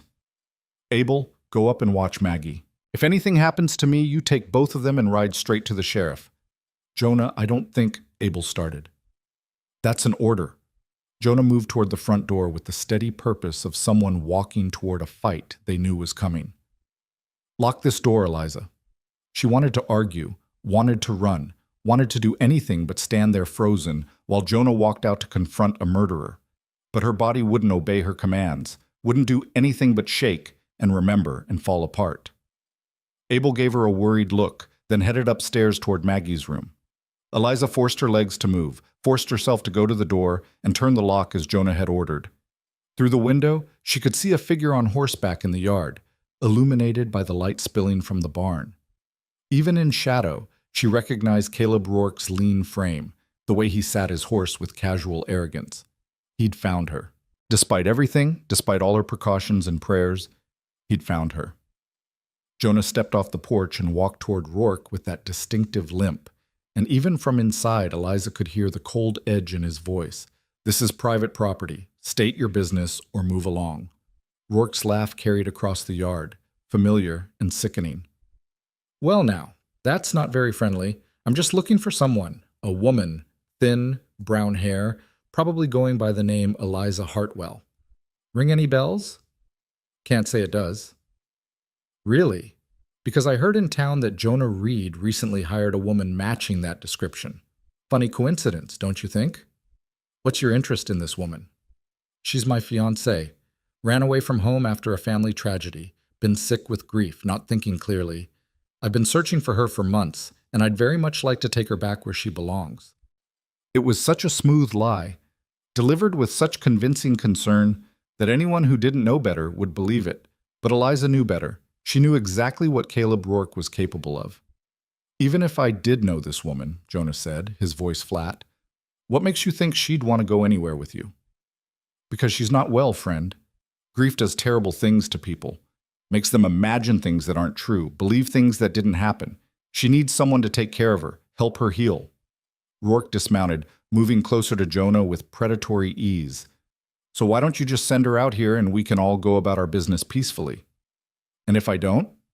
The temperature in the yard seemed to drop. "Then I'd have to assume you're holding her against her will, maybe even taking advantage of a vulnerable woman. Sheriff might be interested in hearing about that." Eliza's hands clenched into fists. He was threatening Jonah, threatening to destroy everything she'd found here, and it was all her fault. She should have told Jonah the truth from the beginning. She should have been honest about the danger instead of hoping it would never catch up to her. She had to fix this. She had to protect Jonah and Maggie the way they'd protected her. Before she could talk herself out of it, Eliza unlocked the door and stepped out onto the porch. Both men turned to look at her, and she saw Rourke's face split into a smile that made her stomach turn. "There she is. Eliza, darling, I've been so worried." "I'm not going anywhere with you," Eliza said, proud that her voice only trembled slightly. "You're not my fiancé. You're a murderer, and if there's any justice in this world, you'll hang for what you did to my family." Rourke's smile didn't waver, but his eyes went cold. "Still telling that story, are you?" "The fire was an accident, Eliza. Everyone knows that. You're confused, traumatized. You need help." "The fire was no accident. You locked my parents and brother in the barn and set it ablaze because we testified against your brother. I saw you do it." "Did you?" Rourke took a step forward, and Jonah immediately moved to block his path. "Or did you imagine it? You were quite hysterical that night, from what I heard. Grief can make people see things that aren't there." "I know what I saw. And I know that no court will ever believe the word of a traumatized woman over a respected member of the community." Rourke's smile widened. "Face it, Eliza. You have no proof, no witnesses, nothing but your own confused memories. You can keep running, or you can come with me now and get the help you so clearly need." "She's not going anywhere with you," Jonah said quietly, and there was something in his voice that made even Rourke pause. "You're not welcome on my land. Leave now, or I'll make you leave." "Is that a threat?" "It's a promise." But Jonah's hand moved to rest on the gun at his hip, a revolver Eliza had noticed but never seen him touch before. "You've got 10 seconds to get back on that horse and ride out of here." Rourke's expression finally cracked, revealing the violence beneath the veneer of civility. "You're making a mistake, friend. I'll be back with the law, and when I do, then you'll have the chance to repeat your lies to the sheriff and see if he believes you any more than I do. But tonight, right now, you're leaving my property. 10, 9, 8. For a moment, Eliza thought Rourke would refuse, would draw his own weapon and turn this confrontation into bloodshed. But then he saw something in Jonah's face, perhaps the willingness to follow through on his threat, perhaps the cold calculation of a man who'd killed before and wouldn't hesitate to do it again, and took a step back toward his horse. "This isn't over," Rourke said, swinging back into the saddle. "I'll be back, Eliza. Count on it." "If you come back," Jonah said conversationally, "I'll shoot you for trespassing. Fair warning." Rourke stared at them both for a long moment, his face a mask of barely controlled fury. Then he wheeled his horse and rode off into the darkness, disappearing down the long drive toward the main road. The silence he left behind was deafening. Eliza's legs gave out, and she sat down hard on the porch steps, her whole body shaking with delayed shock. Jonah stood in the yard for another minute, watching the darkness as if expecting Rourke to return, then finally turned and walked back to where Eliza sat. "Inside," he said. "We need to talk." She followed him into the kitchen on numb legs, watched as he checked every window and door, ensuring they were locked. When he finally sat down across from her, his expression was unreadable. "Tell me everything," he said, "and I mean everything. No more secrets." So Eliza told him about her father testifying against Rourke's brother in a land dispute that had turned violent, about the threats that followed, about coming home to find her family's barn ablaze and seeing Caleb Rourke riding away in the distance, about how the authorities ruled it an accident because Rourke had friends in high places, and Eliza had no proof beyond her own testimony, about how she'd fled west to escape him, had used every penny she had to buy a new identity as a mail-order bride, had thought she was finally safe. When she finished, Jonah sat quietly for a long moment, his jaw working. "And you didn't think to mention that a murderer might come looking for you when I offered you a job?" "I thought I was safe," Eliza said, tears streaming down her face. "The newspapers reported that the entire family died in the fire. I thought he believed I was dead. I never imagined. I would never have stayed if I thought I was putting you and Maggie in danger. Too late now." But his voice wasn't angry, just tired. "He knows you're here. He'll come back, probably with the law, trying to get you arrested for something or declared incompetent or some other legal maneuvering. And if that doesn't work, he'll try something else," Eliza finished. "Something more direct. Jonah, I'll leave tonight. I'll go right now, lead him away from here. Don't be stupid. You'd be dead within a day." Jonah stood and began pacing, his limp more pronounced with stress. "No, we need to be smart about this. First thing tomorrow, I'm riding into town to talk to the sheriff, explain the situation. If Rourke tries anything official, at least we'll have our side of the story on record first. The sheriff won't believe me any more than the law in Pennsylvania did. Maybe not, but he'll believe me." Jonah stopped pacing and looked at her directly. "I wasn't just any soldier during the war, Eliza. I was an officer. I commanded men. And after the war, I served as a territorial marshal for 3 years before I bought this ranch. Sheriff Brennan knows me. He knows I don't lie and I don't tolerate criminals. If I tell him Rourke threatened you, he'll listen." Hope, fragile and painful, bloomed in Eliza's chest. "You'd do that? Put yourself on the line for me? You're part of this household now. That makes you my responsibility." He said it matter-of-factly, as if it was obvious, as if 3 weeks was enough time to create that kind of loyalty. "Besides, Maggie would never forgive me if I let anything happen to you, and frankly, neither would I." Before Eliza could respond, a small voice came from the stairs. "Papa?" They both turned to see Maggie standing there in her nightgown, the bandage white against her dark hair, her face pale and frightened. "I heard shouting. What's wrong?" Jonah crossed to his daughter and scooped her up gently, mindful of her injury. "Nothing you need to worry about, little bird. Just some business with a confused man. How's your head?" "Hurts." Maggie looked over her father's shoulder at Eliza. "Miss Eliza, why are you crying?" Eliza wiped hastily at her face. "Just worried about you, sweetheart. You gave us quite a scare today." "I'm sorry I fell." Maggie's lower lip trembled. "I was being careless." "Accidents happen," Jonah said firmly. "No one's angry at you. Now, let's get you back to bed before you make that head wound worse by staying up too late." As Jonah carried Maggie upstairs, Eliza heard the girl say, "Papa, is Miss Eliza going to stay? Or is she leaving like the other lady did?" "She's staying," Jonah said with conviction. "She's not going anywhere." Eliza sat alone in the kitchen, surrounded by locked doors and the memory of Caleb Rourke's threats, and wondered if Jonah was right. Could she stay? Could she build a life here despite the danger, despite the past that refused to let her go? She didn't know. But for Maggie's sake, for Jonah's sake, for her own sake, she had to try. The alternative was running forever, and she was so tired of running. Outside, the wind picked up, rattling the windows, and somewhere in the darkness, Eliza knew that Caleb Rourke was planning his next move. The confrontation wasn't over. It had only just begun. But for the first time since her family died, Eliza wasn't facing danger alone. She had Jonah's steady strength and Maggie's innocent trust in a home worth fighting for. It would have to be enough. It had to be.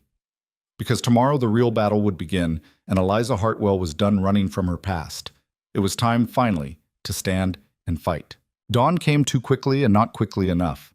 Eliza had spent the night in a chair beside Maggie's bed, watching the child's chest rise and fall with each breath, alert for any sign of the complications the doctor had warned about. Jonah had checked on them twice during the long hours, appearing silently in the doorway like a ghost before disappearing again to patrol the house and grounds, his rifle always within reach. When the first gray light began to seep through the window, Eliza heard Jonah moving downstairs, preparing for the ride into town. She slipped quietly out of Maggie's room and found him in the kitchen, already dressed and armed, checking his revolver with the practiced efficiency of someone who'd done it 1,000 times before. "She slept through the night," Eliza said softly. "No fever, no confusion. I think she's going to be all right." "Good." Jonah holstered the gun and reached for his coat.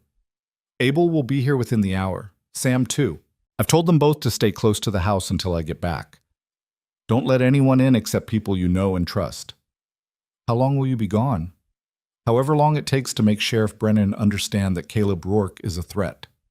Jonah paused, his hand on the door, and looked back at her with an expression that was almost gentle. "Eliza, if something happens, if Rourke comes back while I'm gone, you take Maggie and you run. Don't try to be brave. Don't try to fight. Just run." "I won't leave her," Eliza said, and realized as she spoke that she meant it absolutely.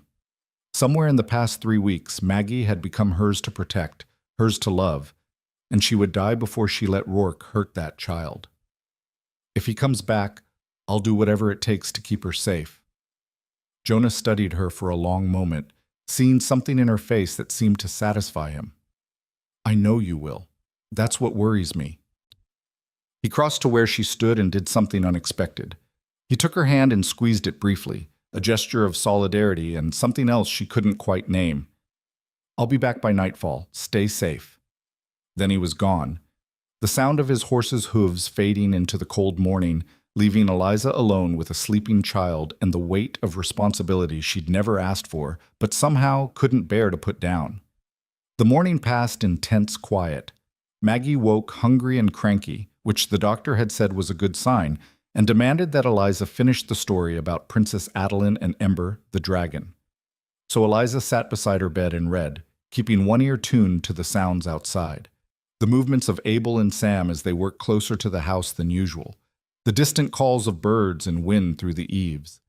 They were on the final chapter when Maggie suddenly grabbed Eliza's hand, her small face serious. "Miss Eliza, are you scared?" There was no point in lying to a child who'd already seen too much. "Yes, sweetheart, I'm scared."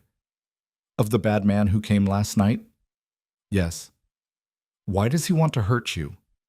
Eliza closed the book carefully, buying time to find the right words. "Because I saw him do something terrible, and he's afraid I'll tell people the truth about what he did." "You should tell," Maggie said with the absolute certainty of a child. "If someone does something bad, you're supposed to tell. That's what Papa always says." "Your Papa is right. And I am telling. He's telling the sheriff right now, but sometimes, even when you tell the truth, people don't believe you." Maggie frowned, processing this. "That's not fair." "No," Eliza agreed. It's not fair at all." "Is that why you're sad all the time? Because people didn't believe you?" The question hit harder than expected. "I'm sad because the bad man hurt people I loved, my family. They died because of what he did." "Like my mama died." Maggie said it matter-of-factly, but her grip on Eliza's hand tightened. "Papa says Mama would want me to be happy, even though she's gone. Do you think your family would want you to be happy too?" Eliza's vision blurred with sudden tears. Out of the mouths of children came wisdom that adults spent years trying to understand. "Yes," she whispered. "Yes, I think they would." "Then you should try," Maggie said earnestly. "To be happy, I mean. Because you're nice and you read stories really good, and I like you being here, and it would be sad if you were sad forever." Eliza pulled the child into a careful hug, mindful of her bandaged head, and let herself cry quietly against Maggie's small shoulder. This girl, this brave, brilliant little girl who'd lost her mother and nearly died herself just yesterday, was somehow trying to comfort the broken adult who was supposed to be caring for her. "I'll try," Eliza promised. "I'll try to be happy, for you and for them." "Good." Maggie settled back against her pillows with satisfaction. "Now finish the story. I want to know if Princess Adeline figures out how to help Ember breathe fire again."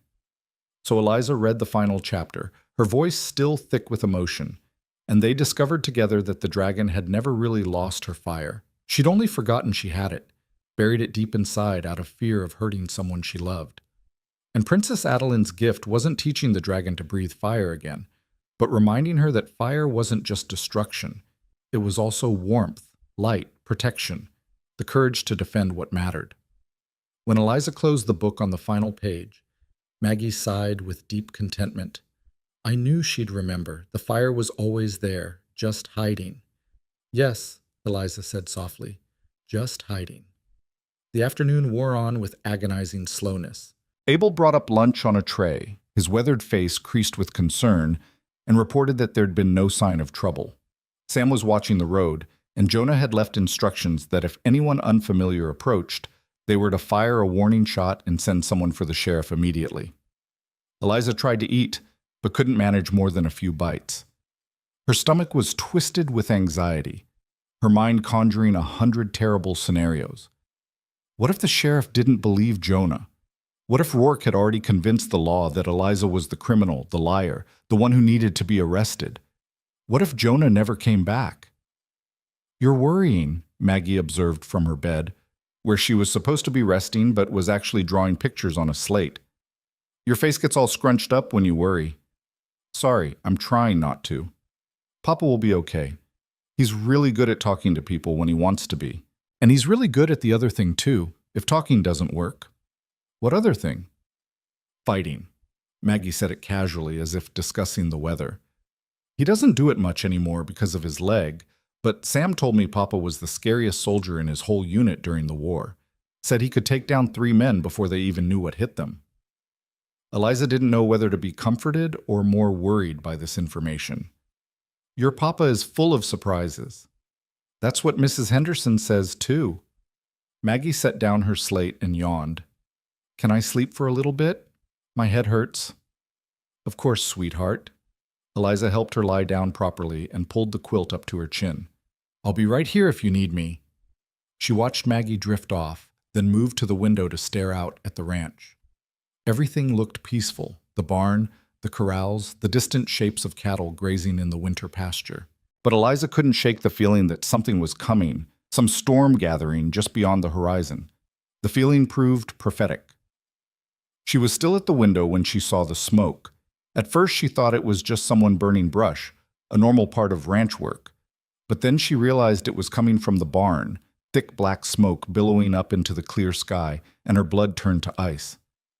Fire. The barn was on fire.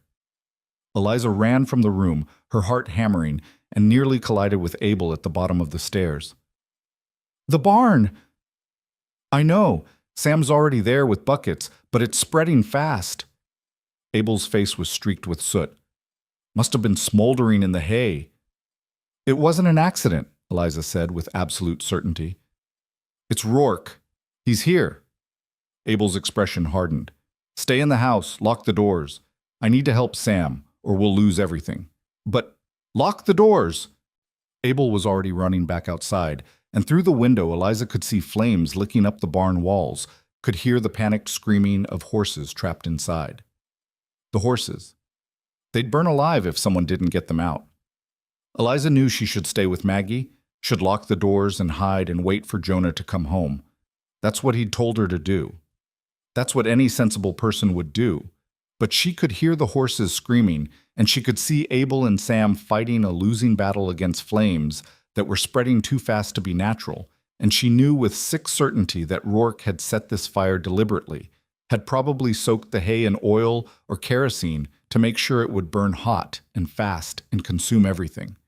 Just like he'd burned her family's barn, just like he'd burned her parents and brother alive. The rage that swept through Eliza was white-hot and cleansing, burning away the fear that had controlled her for so long. She'd run from Caleb Rourke once. She'd let him destroy everything she loved once. She'd lived with the guilt and the grief and the crushing weight of survival for months. Not again. Not here. Not in this place that had given her back the will to live. Eliza ran upstairs, her mind clear and sharp with purpose. Maggie, she said, shaking the child awake as gently as she could. Maggie, wake up. We need to move you. What's happening? Maggie's eyes were unfocused, confused.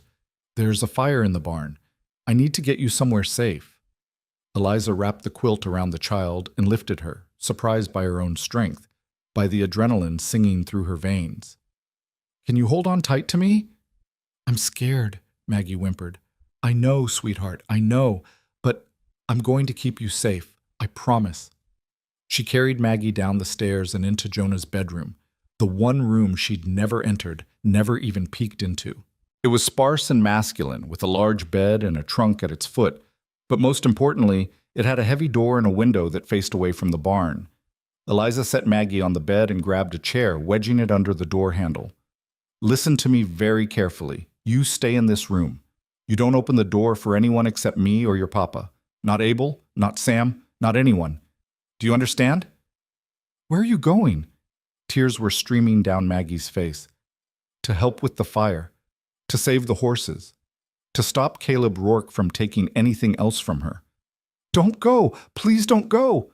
Maggie was sobbing now, reaching for her. "Everyone always leaves and doesn't come back."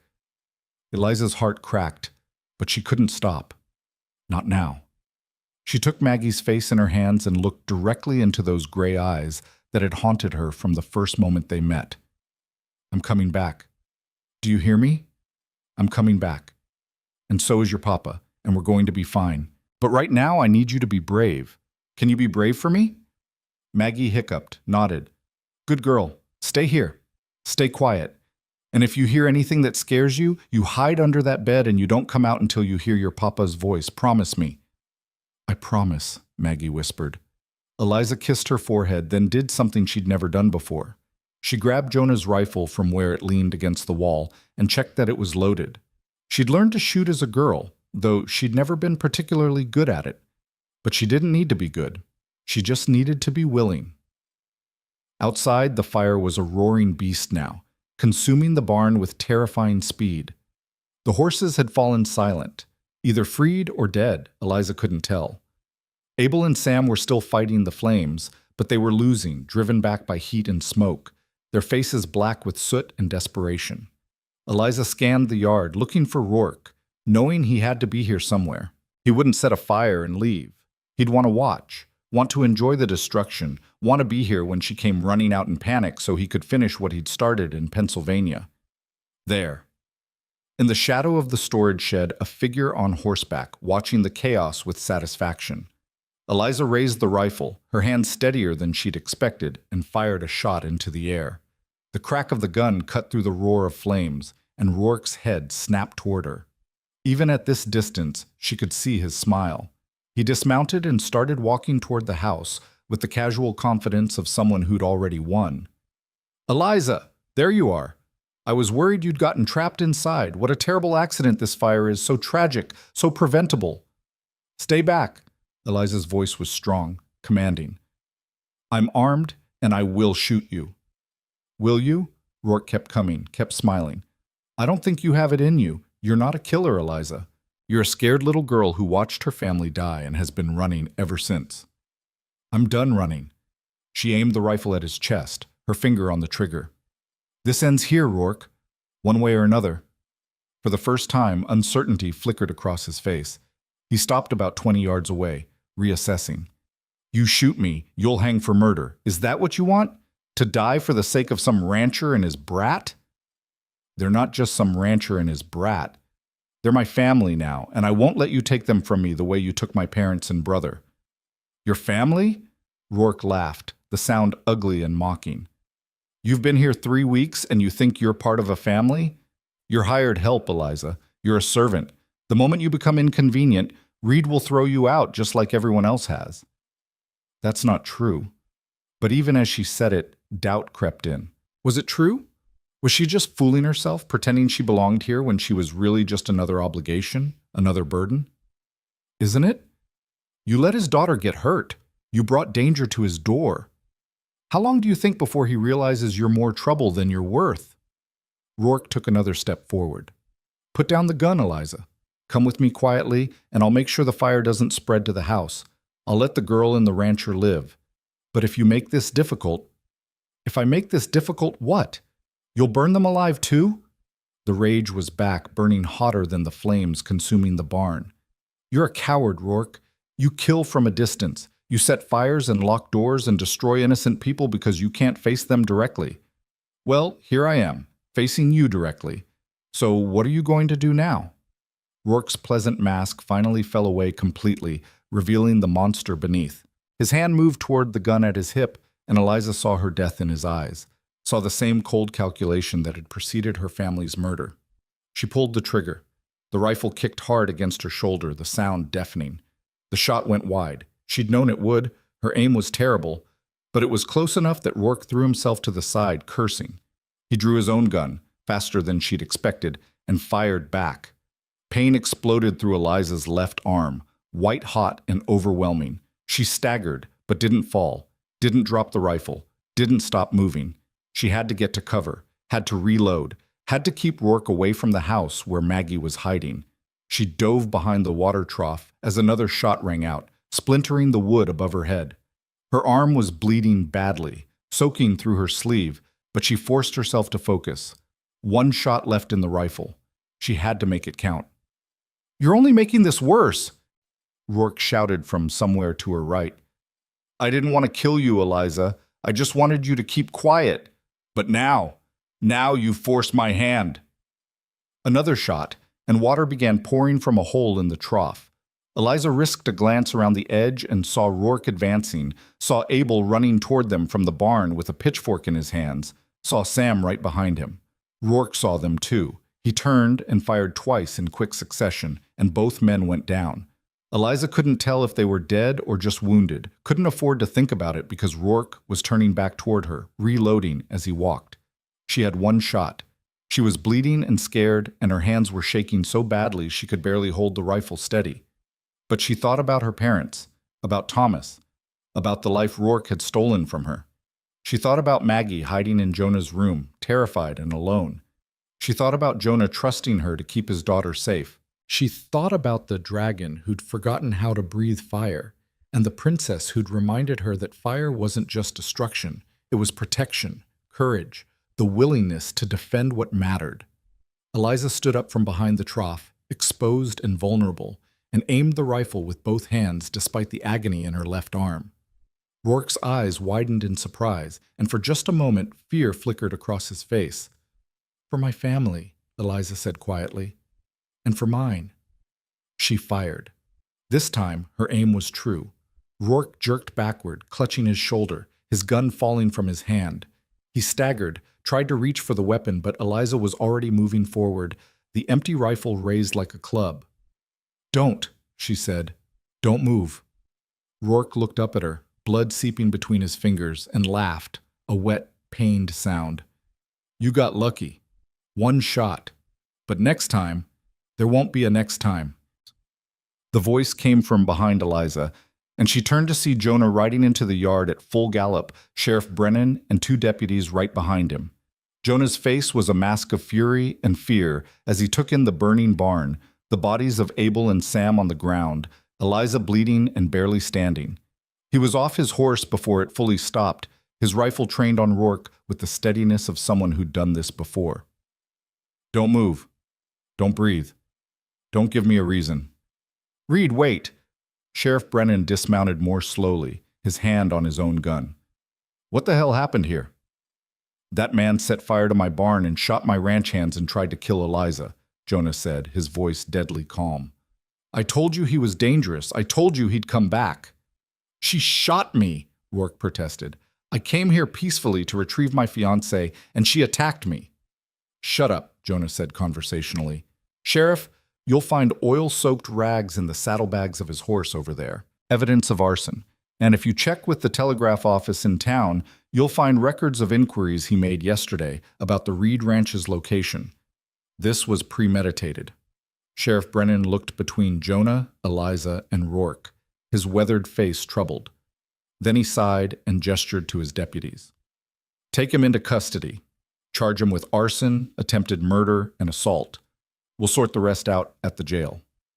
As the deputies hauled Rourke to his feet, he fixed Eliza with a look of pure hatred.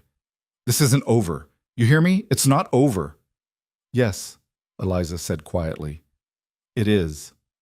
Then her legs gave out, and the world tilted sideways, darkness rushing in to claim her. The last thing she heard before unconsciousness took her was Jonah's voice, rough with emotion. I've got you. I've got you. You're safe now. And somewhere in the gathering dark, Eliza finally let herself believe it might be true. When Eliza woke, it was dark, and she was in her bed, and her arm hurt with a deep throbbing ache that made her gasp. A lamp burned low on the bedside table, and in the chair beside her bed sat Jonah, his head bowed, his hands clasped together as if in prayer or exhaustion or both. Jonah? Her voice came out as a croak. His head snapped up, and relief flooded his features. You're awake. Think everything. You're awake. He reached for a glass of water on the table and helped her drink, his hands gentle. How do you feel? Like I got shot. You did get shot. Clean through the arm, thankfully. Missed the bone. Doctor says you'll heal fine if you rest and don't do anything stupid for the next few weeks. Maggie is fine. Scared half to death, but fine. She's asleep in her room. I only got her to bed an hour ago. She refused to leave your side until she saw you wake up at least once. Jonah set the glass down and rubbed his face tiredly. Eliza, what you did today? What were you thinking? I was thinking I wasn't going to let him hurt anyone else I care about, she said simply. Jonah was quiet for a long moment. You could have died. If I'd been even 5 minutes later, but you weren't. You came back just like you promised. Barely. Rourke had been in town spreading lies all morning, trying to convince people you were mentally unfit, dangerous.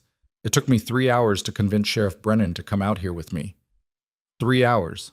His voice was rough with self-recrimination. In that time, he burned my barn, shot Abel and Sam. They'll live. Sam took a bullet in the leg, Abel in the shoulder. They're both at the doctor's now, ornery and complaining, which means they're going to be fine. Jonah leaned forward, elbows on his knees, looking more exhausted than Eliza had ever seen him. But you reckless, brave, foolish woman, you stood up to a murderer with one bullet and a lot of determination, and you almost got yourself killed in the process. I had to protect Maggie. I know, that's the only reason I'm not furious with you. He reached out and took her uninjured hand in his. The sheriff arrested Rourke, with the physical evidence of arson, your testimony, my testimony, and Abel and Sam's accounts. He'll hang for what he did here. And I sent a telegram to the authorities in Pennsylvania explaining the whole situation. They're reopening the investigation into your family's deaths. It's going to take time, but you're free, Eliza. He can't hurt you anymore. The words should have brought relief, joy, triumph. Instead, Eliza felt suddenly, overwhelmingly tired. It doesn't bring them back. No, Jonah agreed softly. It doesn't. Nothing will. But it means they didn't die for nothing. It means justice, finally. Justice. Eliza tested the word, found it strange and bitter on her tongue. I spent so long wanting justice, Jonah. And now that I have it, I just feel empty. That's normal. Grief doesn't end just because the person who caused it is punished. Jonah squeezed her hand gently. But maybe now you can start to heal properly, without fear, without looking over your shoulder. Maybe. The word felt fragile, uncertain, but for the first time in months, Eliza thought it might actually be possible. What happens now? She asked. Jonah was quiet, and when he spoke, his voice was careful, neutral. Well, the barn is mostly gone. We'll have to rebuild, and you need to recover, which means you'll be on light duty for a while. And Maggie will probably drive you insane fussing over you every second of every day. He paused. Unless you want to leave. If you want to go back east, start over somewhere else without all these memories, I'd understand. You've more than earned your freedom. Leave. The word should have felt like possibility, like opportunity. Instead, it felt like loss. Do you want me to leave? Eliza asked quietly. Jonah looked at her then, really looked at her, and something shifted in his expression. No, he said simply. No, I don't want you to leave. Maggie doesn't want you to leave. Even the horses would probably protest if you left. But the question is, do you want to stay? After everything that's happened here, all the danger and the chaos and the... Yes, Eliza interrupted. Yes, I want to stay. Even though I can only offer you room and board and $5 a month? Even though you'll be stuck out here in the middle of nowhere with a grumpy rancher and his talkative daughter? Especially because of that. Eliza smiled despite the pain in her arm, despite the exhaustion weighing down her bones. This is the first place I've felt like I belonged since my family died. The first place that felt like home. So yes, Jonah Reed, I want to stay. If you'll have me. Something in Jonah's face transformed, the stern line softening, years of grief and loneliness momentarily lifting. He raised her hand to his lips and kissed it gently, a gesture that was formal and old-fashioned and somehow perfect. Then stay, he said. Stay as long as you want. Stay forever, if that suits you. Forever. It was a terrifying word, a beautiful word, a word Eliza had thought she'd lost the right to use when her family died. But sitting here in this room, her hand in Jonah's, with Maggie sleeping safely down the hall and justice finally within reach, forever didn't seem quite so impossible anymore. Forever sounds good, she whispered. Jonah smiled, a real smile, rare and precious, and Eliza thought about dragons who'd forgotten their fire and princesses brave enough to remind them. She thought about how sometimes the family you chose was just as real as the family you were born into. She thought about how maybe, just maybe, she'd found the place where she was meant to be all along. Outside, dawn was breaking over the ranch, painting the snow gold and pink. The barn was gone, but they would rebuild. Rourke was captured, but the memories would take longer to heal. Nothing was perfect. Nothing was simple.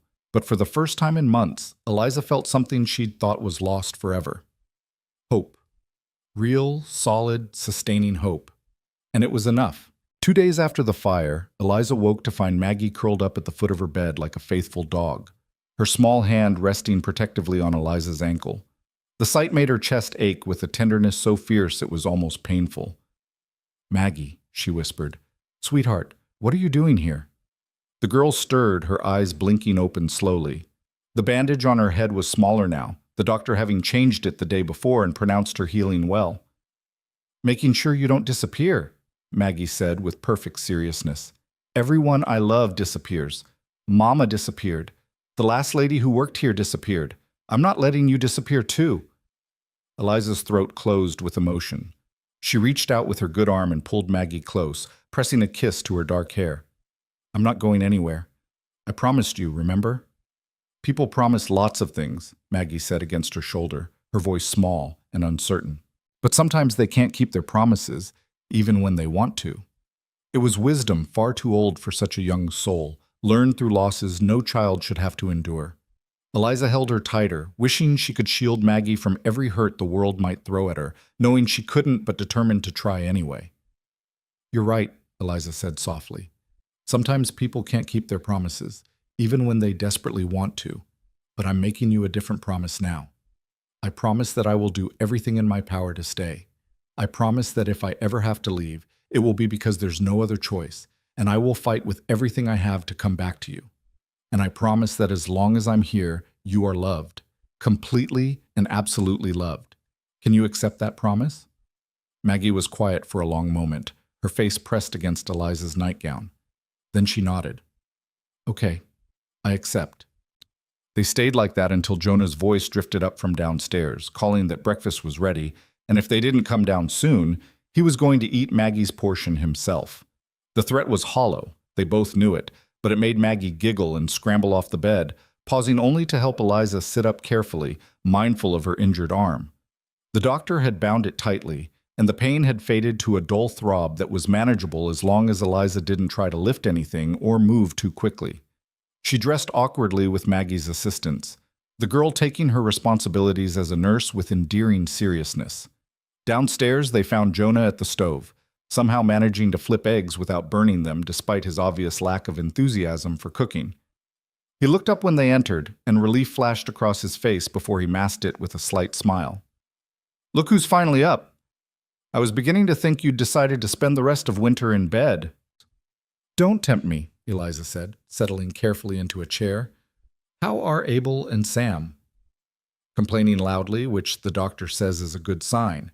Sam's wife has taken over his care and is apparently driving him insane with her fussing. Abel's staying at the boarding house in town until he can ride properly again." Jonah slid eggs onto plates and set them on the table.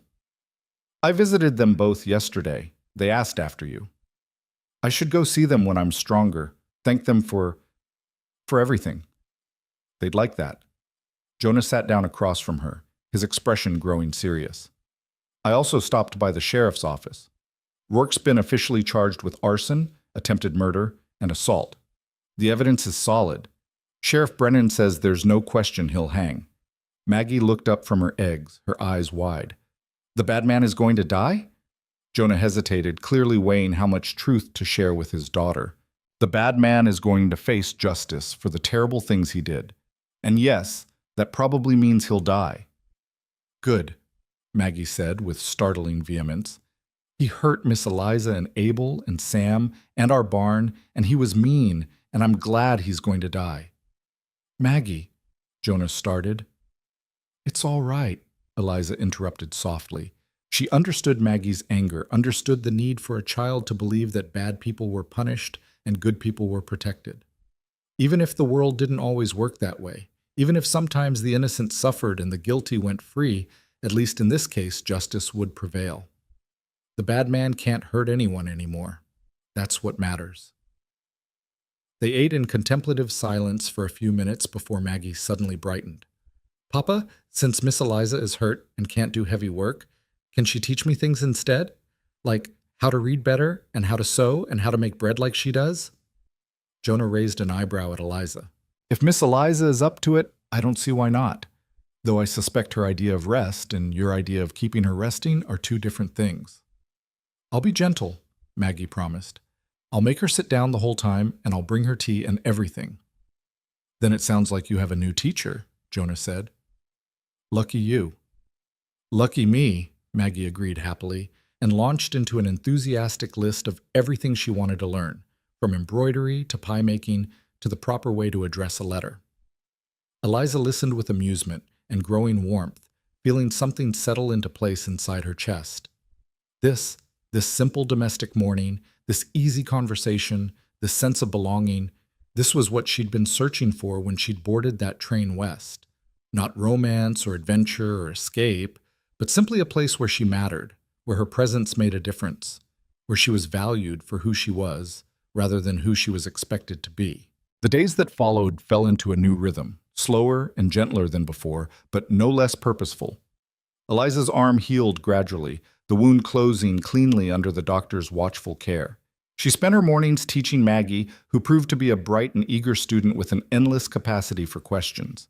They practiced reading and writing, working through Maggie's school books, and the small collection of novels Eliza had brought from Pennsylvania.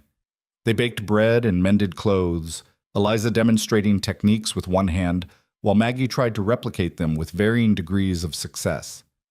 Jonah worked on rebuilding the barn, a task made harder by his injury, but one he approached with stubborn determination. He accepted help from neighbors who arrived without being asked. Men and women from surrounding ranches who understood that in this harsh land, survival depended on community. They brought timber and tools and labor, and slowly, board by board, a new barn began to rise from the ashes of the old one. In the evenings, they gathered by the fire, and Eliza read aloud while Jonah carved small wooden figures for Maggie, and Maggie drew pictures of the stories they were hearing. It was peaceful in a way Eliza had never experienced, a quiet contentment that asked nothing of her except presence. But beneath the peace, Eliza felt something stirring, some question that needed asking even though she feared the answer. She told Jonah she wanted to stay, and he told her to stay forever. But what exactly did that mean? Was she to remain the hired help indefinitely, forever in this liminal space between servant and family? Would there come a day when Maggie was older and didn't need a caretaker, when Jonah found a proper wife who could give him more children, when Eliza would have to pack her carpet bag and leave to make room for the real family he deserved? The questions haunted her during sleepless nights, whispered doubts that no amount of daytime contentment could completely silence. 3 weeks after the fire, on a clear cold morning when frost painted the windows in delicate patterns, Eliza found her answer in the most unexpected way. She was in the kitchen kneading bread dough one-handed. She'd developed a technique that worked despite her still healing arm, when Jonah came in from outside, stamping snow from his boots. He hung up his coat and hat, then stood there watching her work with an expression she couldn't quite decipher. "What?" she asked, suddenly self-conscious. Do I have flour on my face? Probably, Jonah said, but he didn't smile. Eliza, can we talk? Her heart plummeted. This was it. He was going to tell her she had to leave, that he'd found someone else, that her usefulness had expired. She set down the dough with trembling hands and wiped them on her apron, preparing herself for the blow. Of course, what is it? Jonah pulled out a chair and sat heavily, and for the first time since she'd known him, he looked uncertain. I've been thinking about what happens next, about the future. All right, Eliza said carefully, not sitting, not trusting her legs to hold her if he said what she feared he was going to say. When Rebecca died, I thought that was it for me. Thought I'd just raise Maggie on my own and never let anyone close again because losing her had hurt so badly I couldn't imagine surviving that kind of loss twice. He stared at his hands, work-worn and scarred. And for 2 years, that worked fine. I had Maggie, I had the ranch, I had a purpose. It wasn't happiness exactly, but it was enough. Jonah, let me finish, please. He looked up at her, and his eyes were dark with emotion. Then you showed up, half frozen on a train platform, and Maggie asked you to read her a story, and somehow in the space of a few weeks, you became essential. Not just to Maggie, but to me, to this place. You brought life back into this house, Eliza. You made it feel like a home again instead of just a place where we existed. Eliza's hands clenched in her apron, hope and fear warring in her chest. And then Rourke came, and you almost died protecting Maggie, and I realized something. Jonah stood and crossed to where she stood frozen by the counter. I realized that I was falling in love with you, and it scared me half to death because I'd promised myself I'd never risk that kind of pain again. But the thing about love is you don't get to choose when it happens. It just happens, whether you're ready or not. You, what? Eliza's voice came out as barely more than a whisper. I'm in love with you, Eliza Hartwell. He said it simply, without flourish, as if he was stating a fact as obvious as the sunrise. I'm in love with your strength and your kindness and the way you read stories to my daughter. I'm in love with how you make breakfast sing and how you've never once complained about the isolation or the hardship. I'm in love with your courage and your laughter and the way you fought a murderer with one bullet because you refused to let him take anything else from you. Tears were streaming down Eliza's face now, and she couldn't have stopped them if she tried. Jonah, I'm not, if you don't feel the same way, that's fine. He said it quickly, as if afraid she'd interrupt. You can stay here as long as you want, and nothing has to change. But if there's any chance that you might feel something similar, then I need you to know that I'm not offering you a job anymore. I'm offering you a life. A real life, as my wife, as Maggie's mother in truth, instead of just in practice. I'm offering you forever, Eliza, not as an obligation, but as a choice freely made. The kitchen was silent except for the crackle of the fire and Eliza's ragged breathing. She stared at Jonah, this strong, broken, beautiful man who'd given her shelter when she had nothing, who'd protected her when danger came, who'd somehow seen past her grief and damage to the person she was trying to become. I'm not whole, she said finally, her voice shaking. I'm still broken from losing my family. I still have nightmares. I still cry sometimes for no reason. I'm not the woman you married before, Jonah. I'm not asking you to be Rebecca, Jonah interrupted gently. And I'm not whole either. I've got a bad leg and worse memories and a daughter who's going to need more patience than any one person should be expected to have. We're both broken, Eliza. But maybe that's exactly why we fit. Maybe two broken people can hold each other up better than two whole ones ever could. I love you, Eliza whispered, the truth spilling out before she could stop it. I've been trying not to, trying to keep distance, trying to remember this was just a job. But I love you, Jonah. I love you and Maggie and this ranch and this life. I love it so much it terrifies me because I can't lose it. I can't lose you. I can't survive losing anyone else I love. Then don't lose us. Jonah stepped closer, close enough that she could see the silver threading through his dark hair, the old scars on his hands, the new hope in his eyes. Stay. Marry me. Marry. Not because you need security or because I need help with Maggie, but because we choose each other. Because when you add up all the broken pieces of two damaged people, Sometimes you get something that's stronger than either one could have been alone. Yes, Eliza said, the word bursting out of her like something that had been trapped too long. Yes, I'll marry you. Yes to all of it, the life, the choice, the forever. Yes.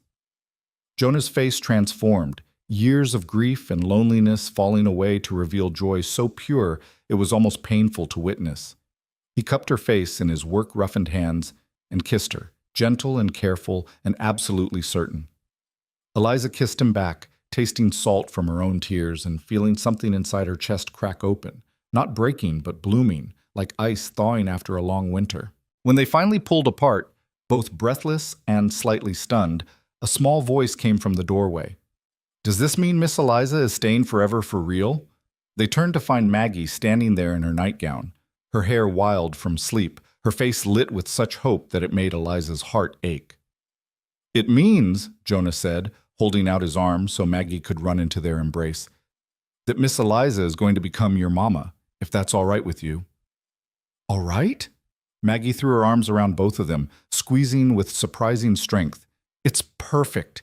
It's the most perfect thing ever. Can we tell everyone? Can we tell Abel and Sam and Mrs. Henderson? And we can tell whoever you want, Eliza laughed, holding this child who'd somehow become hers tighter than was probably strictly necessary. We can shout it from the rooftops if you'd like. Yes, let's do that. Maggie pulled back, her face flushed with excitement. When's the wedding? Can I help plan it? Can I wear a fancy dress? Will I get to call you Mama instead of Miss Eliza? Slow down, Jonah said, but he was grinning. One question at a time. They spent the rest of the morning planning, Maggie's enthusiasm infectious as she described the wedding she wanted to see. Small and simple, just family and close friends, but perfect in its own way. Eliza listened and agreed and felt pieces of herself that had been frozen for so long finally beginning to thaw. This was healing, she realized. Not the absence of pain, but the presence of joy strong enough to coexist with it. Not forgetting the people she'd lost, but making room in her heart for the people she'd found. Not running from her past, but choosing her future. The wedding took place 6 weeks later, on a clear spring morning when the last of the winter snow was finally melting and the first brave flowers were pushing through the thawed earth. They gathered in the ranch's new barn, rebuilt stronger than before, a testament to what could rise from ashes, with Abel and Sam as witnesses, Sheriff Brennan and his wife in attendance, and half the town of Silver Creek crowded in to see the mail-order bride, who'd been rejected, marry the war hero rancher after all.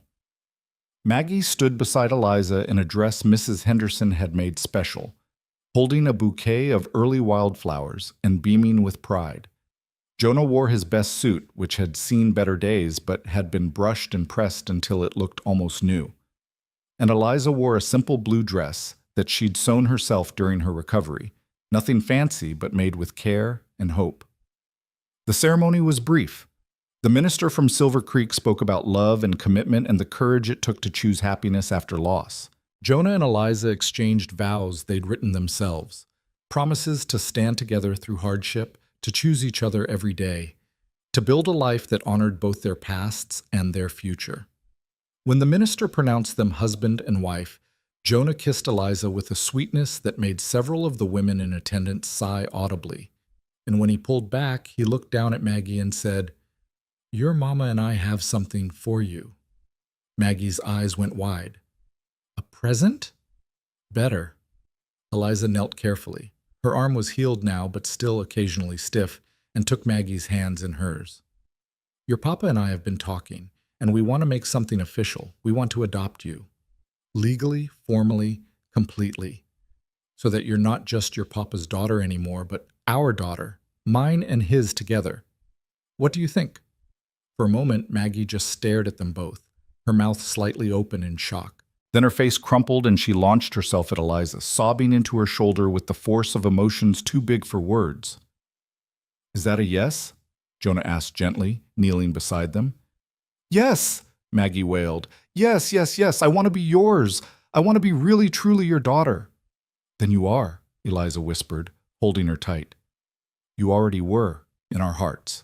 Now, it'll just be on paper, too. The rest of the day passed in a blur of celebration. There was food, tables laden with dishes brought by neighbors, more food than 3 people could eat in a week. There was music. Abel had brought his fiddle despite his still healing shoulder, and he played while people danced in the barn's open space. There was laughter and toasts and stories shared, the community gathering around this new family to welcome them and wish them well. As the sun began to set, painting the Nevada sky in shades of gold and pink and purple, Eliza found herself standing at the edge of the celebration, watching Jonah dance with Maggie, both of them laughing as they spun in circles. She thought about the girl she'd been 6 months ago, sitting on that frozen train platform ready to give up. She thought about her parents and Thomas, about the family she'd lost and the grief that would always be part of her. But she also thought about the family she'd found, about the life she'd chosen, about the future that stretched before her bright with possibility. "You look happy." Sheriff Brennan appeared beside her, a cup of punch in his weathered hand. "Real happy. Not just polite happy." "I am," Eliza said, surprised by how true it was. "I really am." "Good. You've earned it." He took a sip of his punch, then added casually, "Got word from Pennsylvania last week. The authorities there reopened the investigation into your family's deaths based on Rourke's confession here.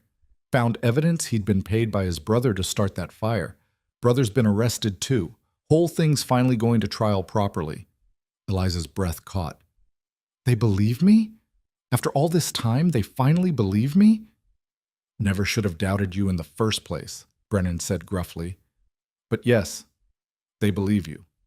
Justice is slow sometimes, but it gets there eventually. Your parents and brother, they'll get justice now. Proper justice." Tears pricked Eliza's eyes, but they were different from the tears she'd cried for so many months. These were tears of relief, of vindication, of finally being seen and heard and believed. "Thank you," she whispered. "Thank you for telling me." "Just doing my job." Brennan tipped his hat and walked away, leaving Eliza alone with her thoughts and her tears and her gratitude. She stood there until Jonah found her, sweeping her into his arms without a word. "What's wrong?" he asked, seeing her tears. "Nothing's wrong," Eliza said, smiling through the tears. "Everything's finally right." That night, after the guests had gone and Maggie had finally been convinced to go to bed, despite her protests that she was too excited to sleep, Eliza and Jonah sat together on the porch in the cool spring darkness. Jonah's arm was around her shoulders, her head resting against his chest, both of them wrapped in a quilt against the evening chill. "Do you remember the first time we met?" Eliza asked softly. "When you found me on the train platform with Maggie? I remember thinking you looked like a ghost, like someone who'd already died but forgot to lie down." Jonah's voice was quiet in the darkness. "And I remember being angry that Henry Barlow had been stupid enough to reject you, because even then I could see you were something special. I thought you were going to turn me away too, send me back to town, tell me I was someone else's problem." "I almost did," Jonah admitted. "I'd spent 2 years keeping everyone at arm's length, and taking you in meant risk, meant letting someone new into our lives who might leave, might get hurt, might die like Rebecca did. But then I looked at Maggie's face when she talked about you, and I couldn't do it. Couldn't send you away when my daughter had finally found something that made her smile again." "I'm glad you didn't." Eliza tilted her head to look up at him, seeing his profile silhouetted against the stars. "I'm glad Maggie asked me to read her a story. I'm glad you offered me a job. I'm glad I was too stubborn or too broken or too something to get back on that train and leave." "So am I." Jonah pressed a kiss to her forehead. "You know what Maggie said to me this morning? She said, 'Papa, I think Mama, I think she was supposed to get rejected by that mean Mr. Barlow, because if she hadn't, she wouldn't have found us, and we wouldn't have found her, and we'd all still be sad and lonely. She's 7 years old, and she already understands things it took me 40 years to learn." "What things?" "That sometimes the worst thing that happens to you leads directly to the best thing. That rejection and loss and pain, they're not the end of the story. They're just the middle, the hard part you have to get through to reach the good part." He tightened his arm around her. "You getting rejected brought you to us. Me losing Rebecca made me someone who could understand your grief. Maggie losing her mother meant she needed you as much as you needed her. All these terrible things, and they led us here. To this." Eliza was quiet, turning his words over in her mind. She thought about the fire that had killed her family, the long journey west, the rejection and despair and danger. She thought about how many times she'd wanted to give up, to stop fighting, to just let the grief consume her entirely. And she thought about Maggie asking for a story, about Jonah offering her a job, about slowly learning to live again instead of just surviving, about finding family in the last place she'd expected to look. "Do you think they would have liked you?" she asked suddenly. "My parents and Thomas? Do you think they would have approved of all this?" Jonah considered the question seriously. "I think," he said finally, "that they loved you and wanted you to be happy. And I think if they could see you now, married to a rancher with a bum leg, raising a daughter who's not yours by blood, but is absolutely yours by choice, living in the middle of nowhere and making bread by hand, I think they'd be proud of the life you've built. I think they'd want this for you." "I hope so," Eliza whispered. "I hope they know I haven't forgotten them, even though I'm happy again. I hope they understand that loving you and Maggie doesn't mean I love them any less." Love doesn't divide, Eliza. It multiplies. You can love us and still love them. You can be happy here and still grieve for what you lost. Both things can be true at the same time. They sat in comfortable silence for a while, watching the stars wheel overhead, listening to the night sounds of the ranch, the soft lowing of cattle, the rustle of wind through new grass, the distant call of an owl hunting. Finally, Eliza said, "Will you do something for me?" "Anything. Tell me how you imagine our life will be. 5 years from now, 10 years from now. Tell me the future you see." Jonah was quiet for a moment, thinking. Then he began to speak, his voice low and certain in the darkness.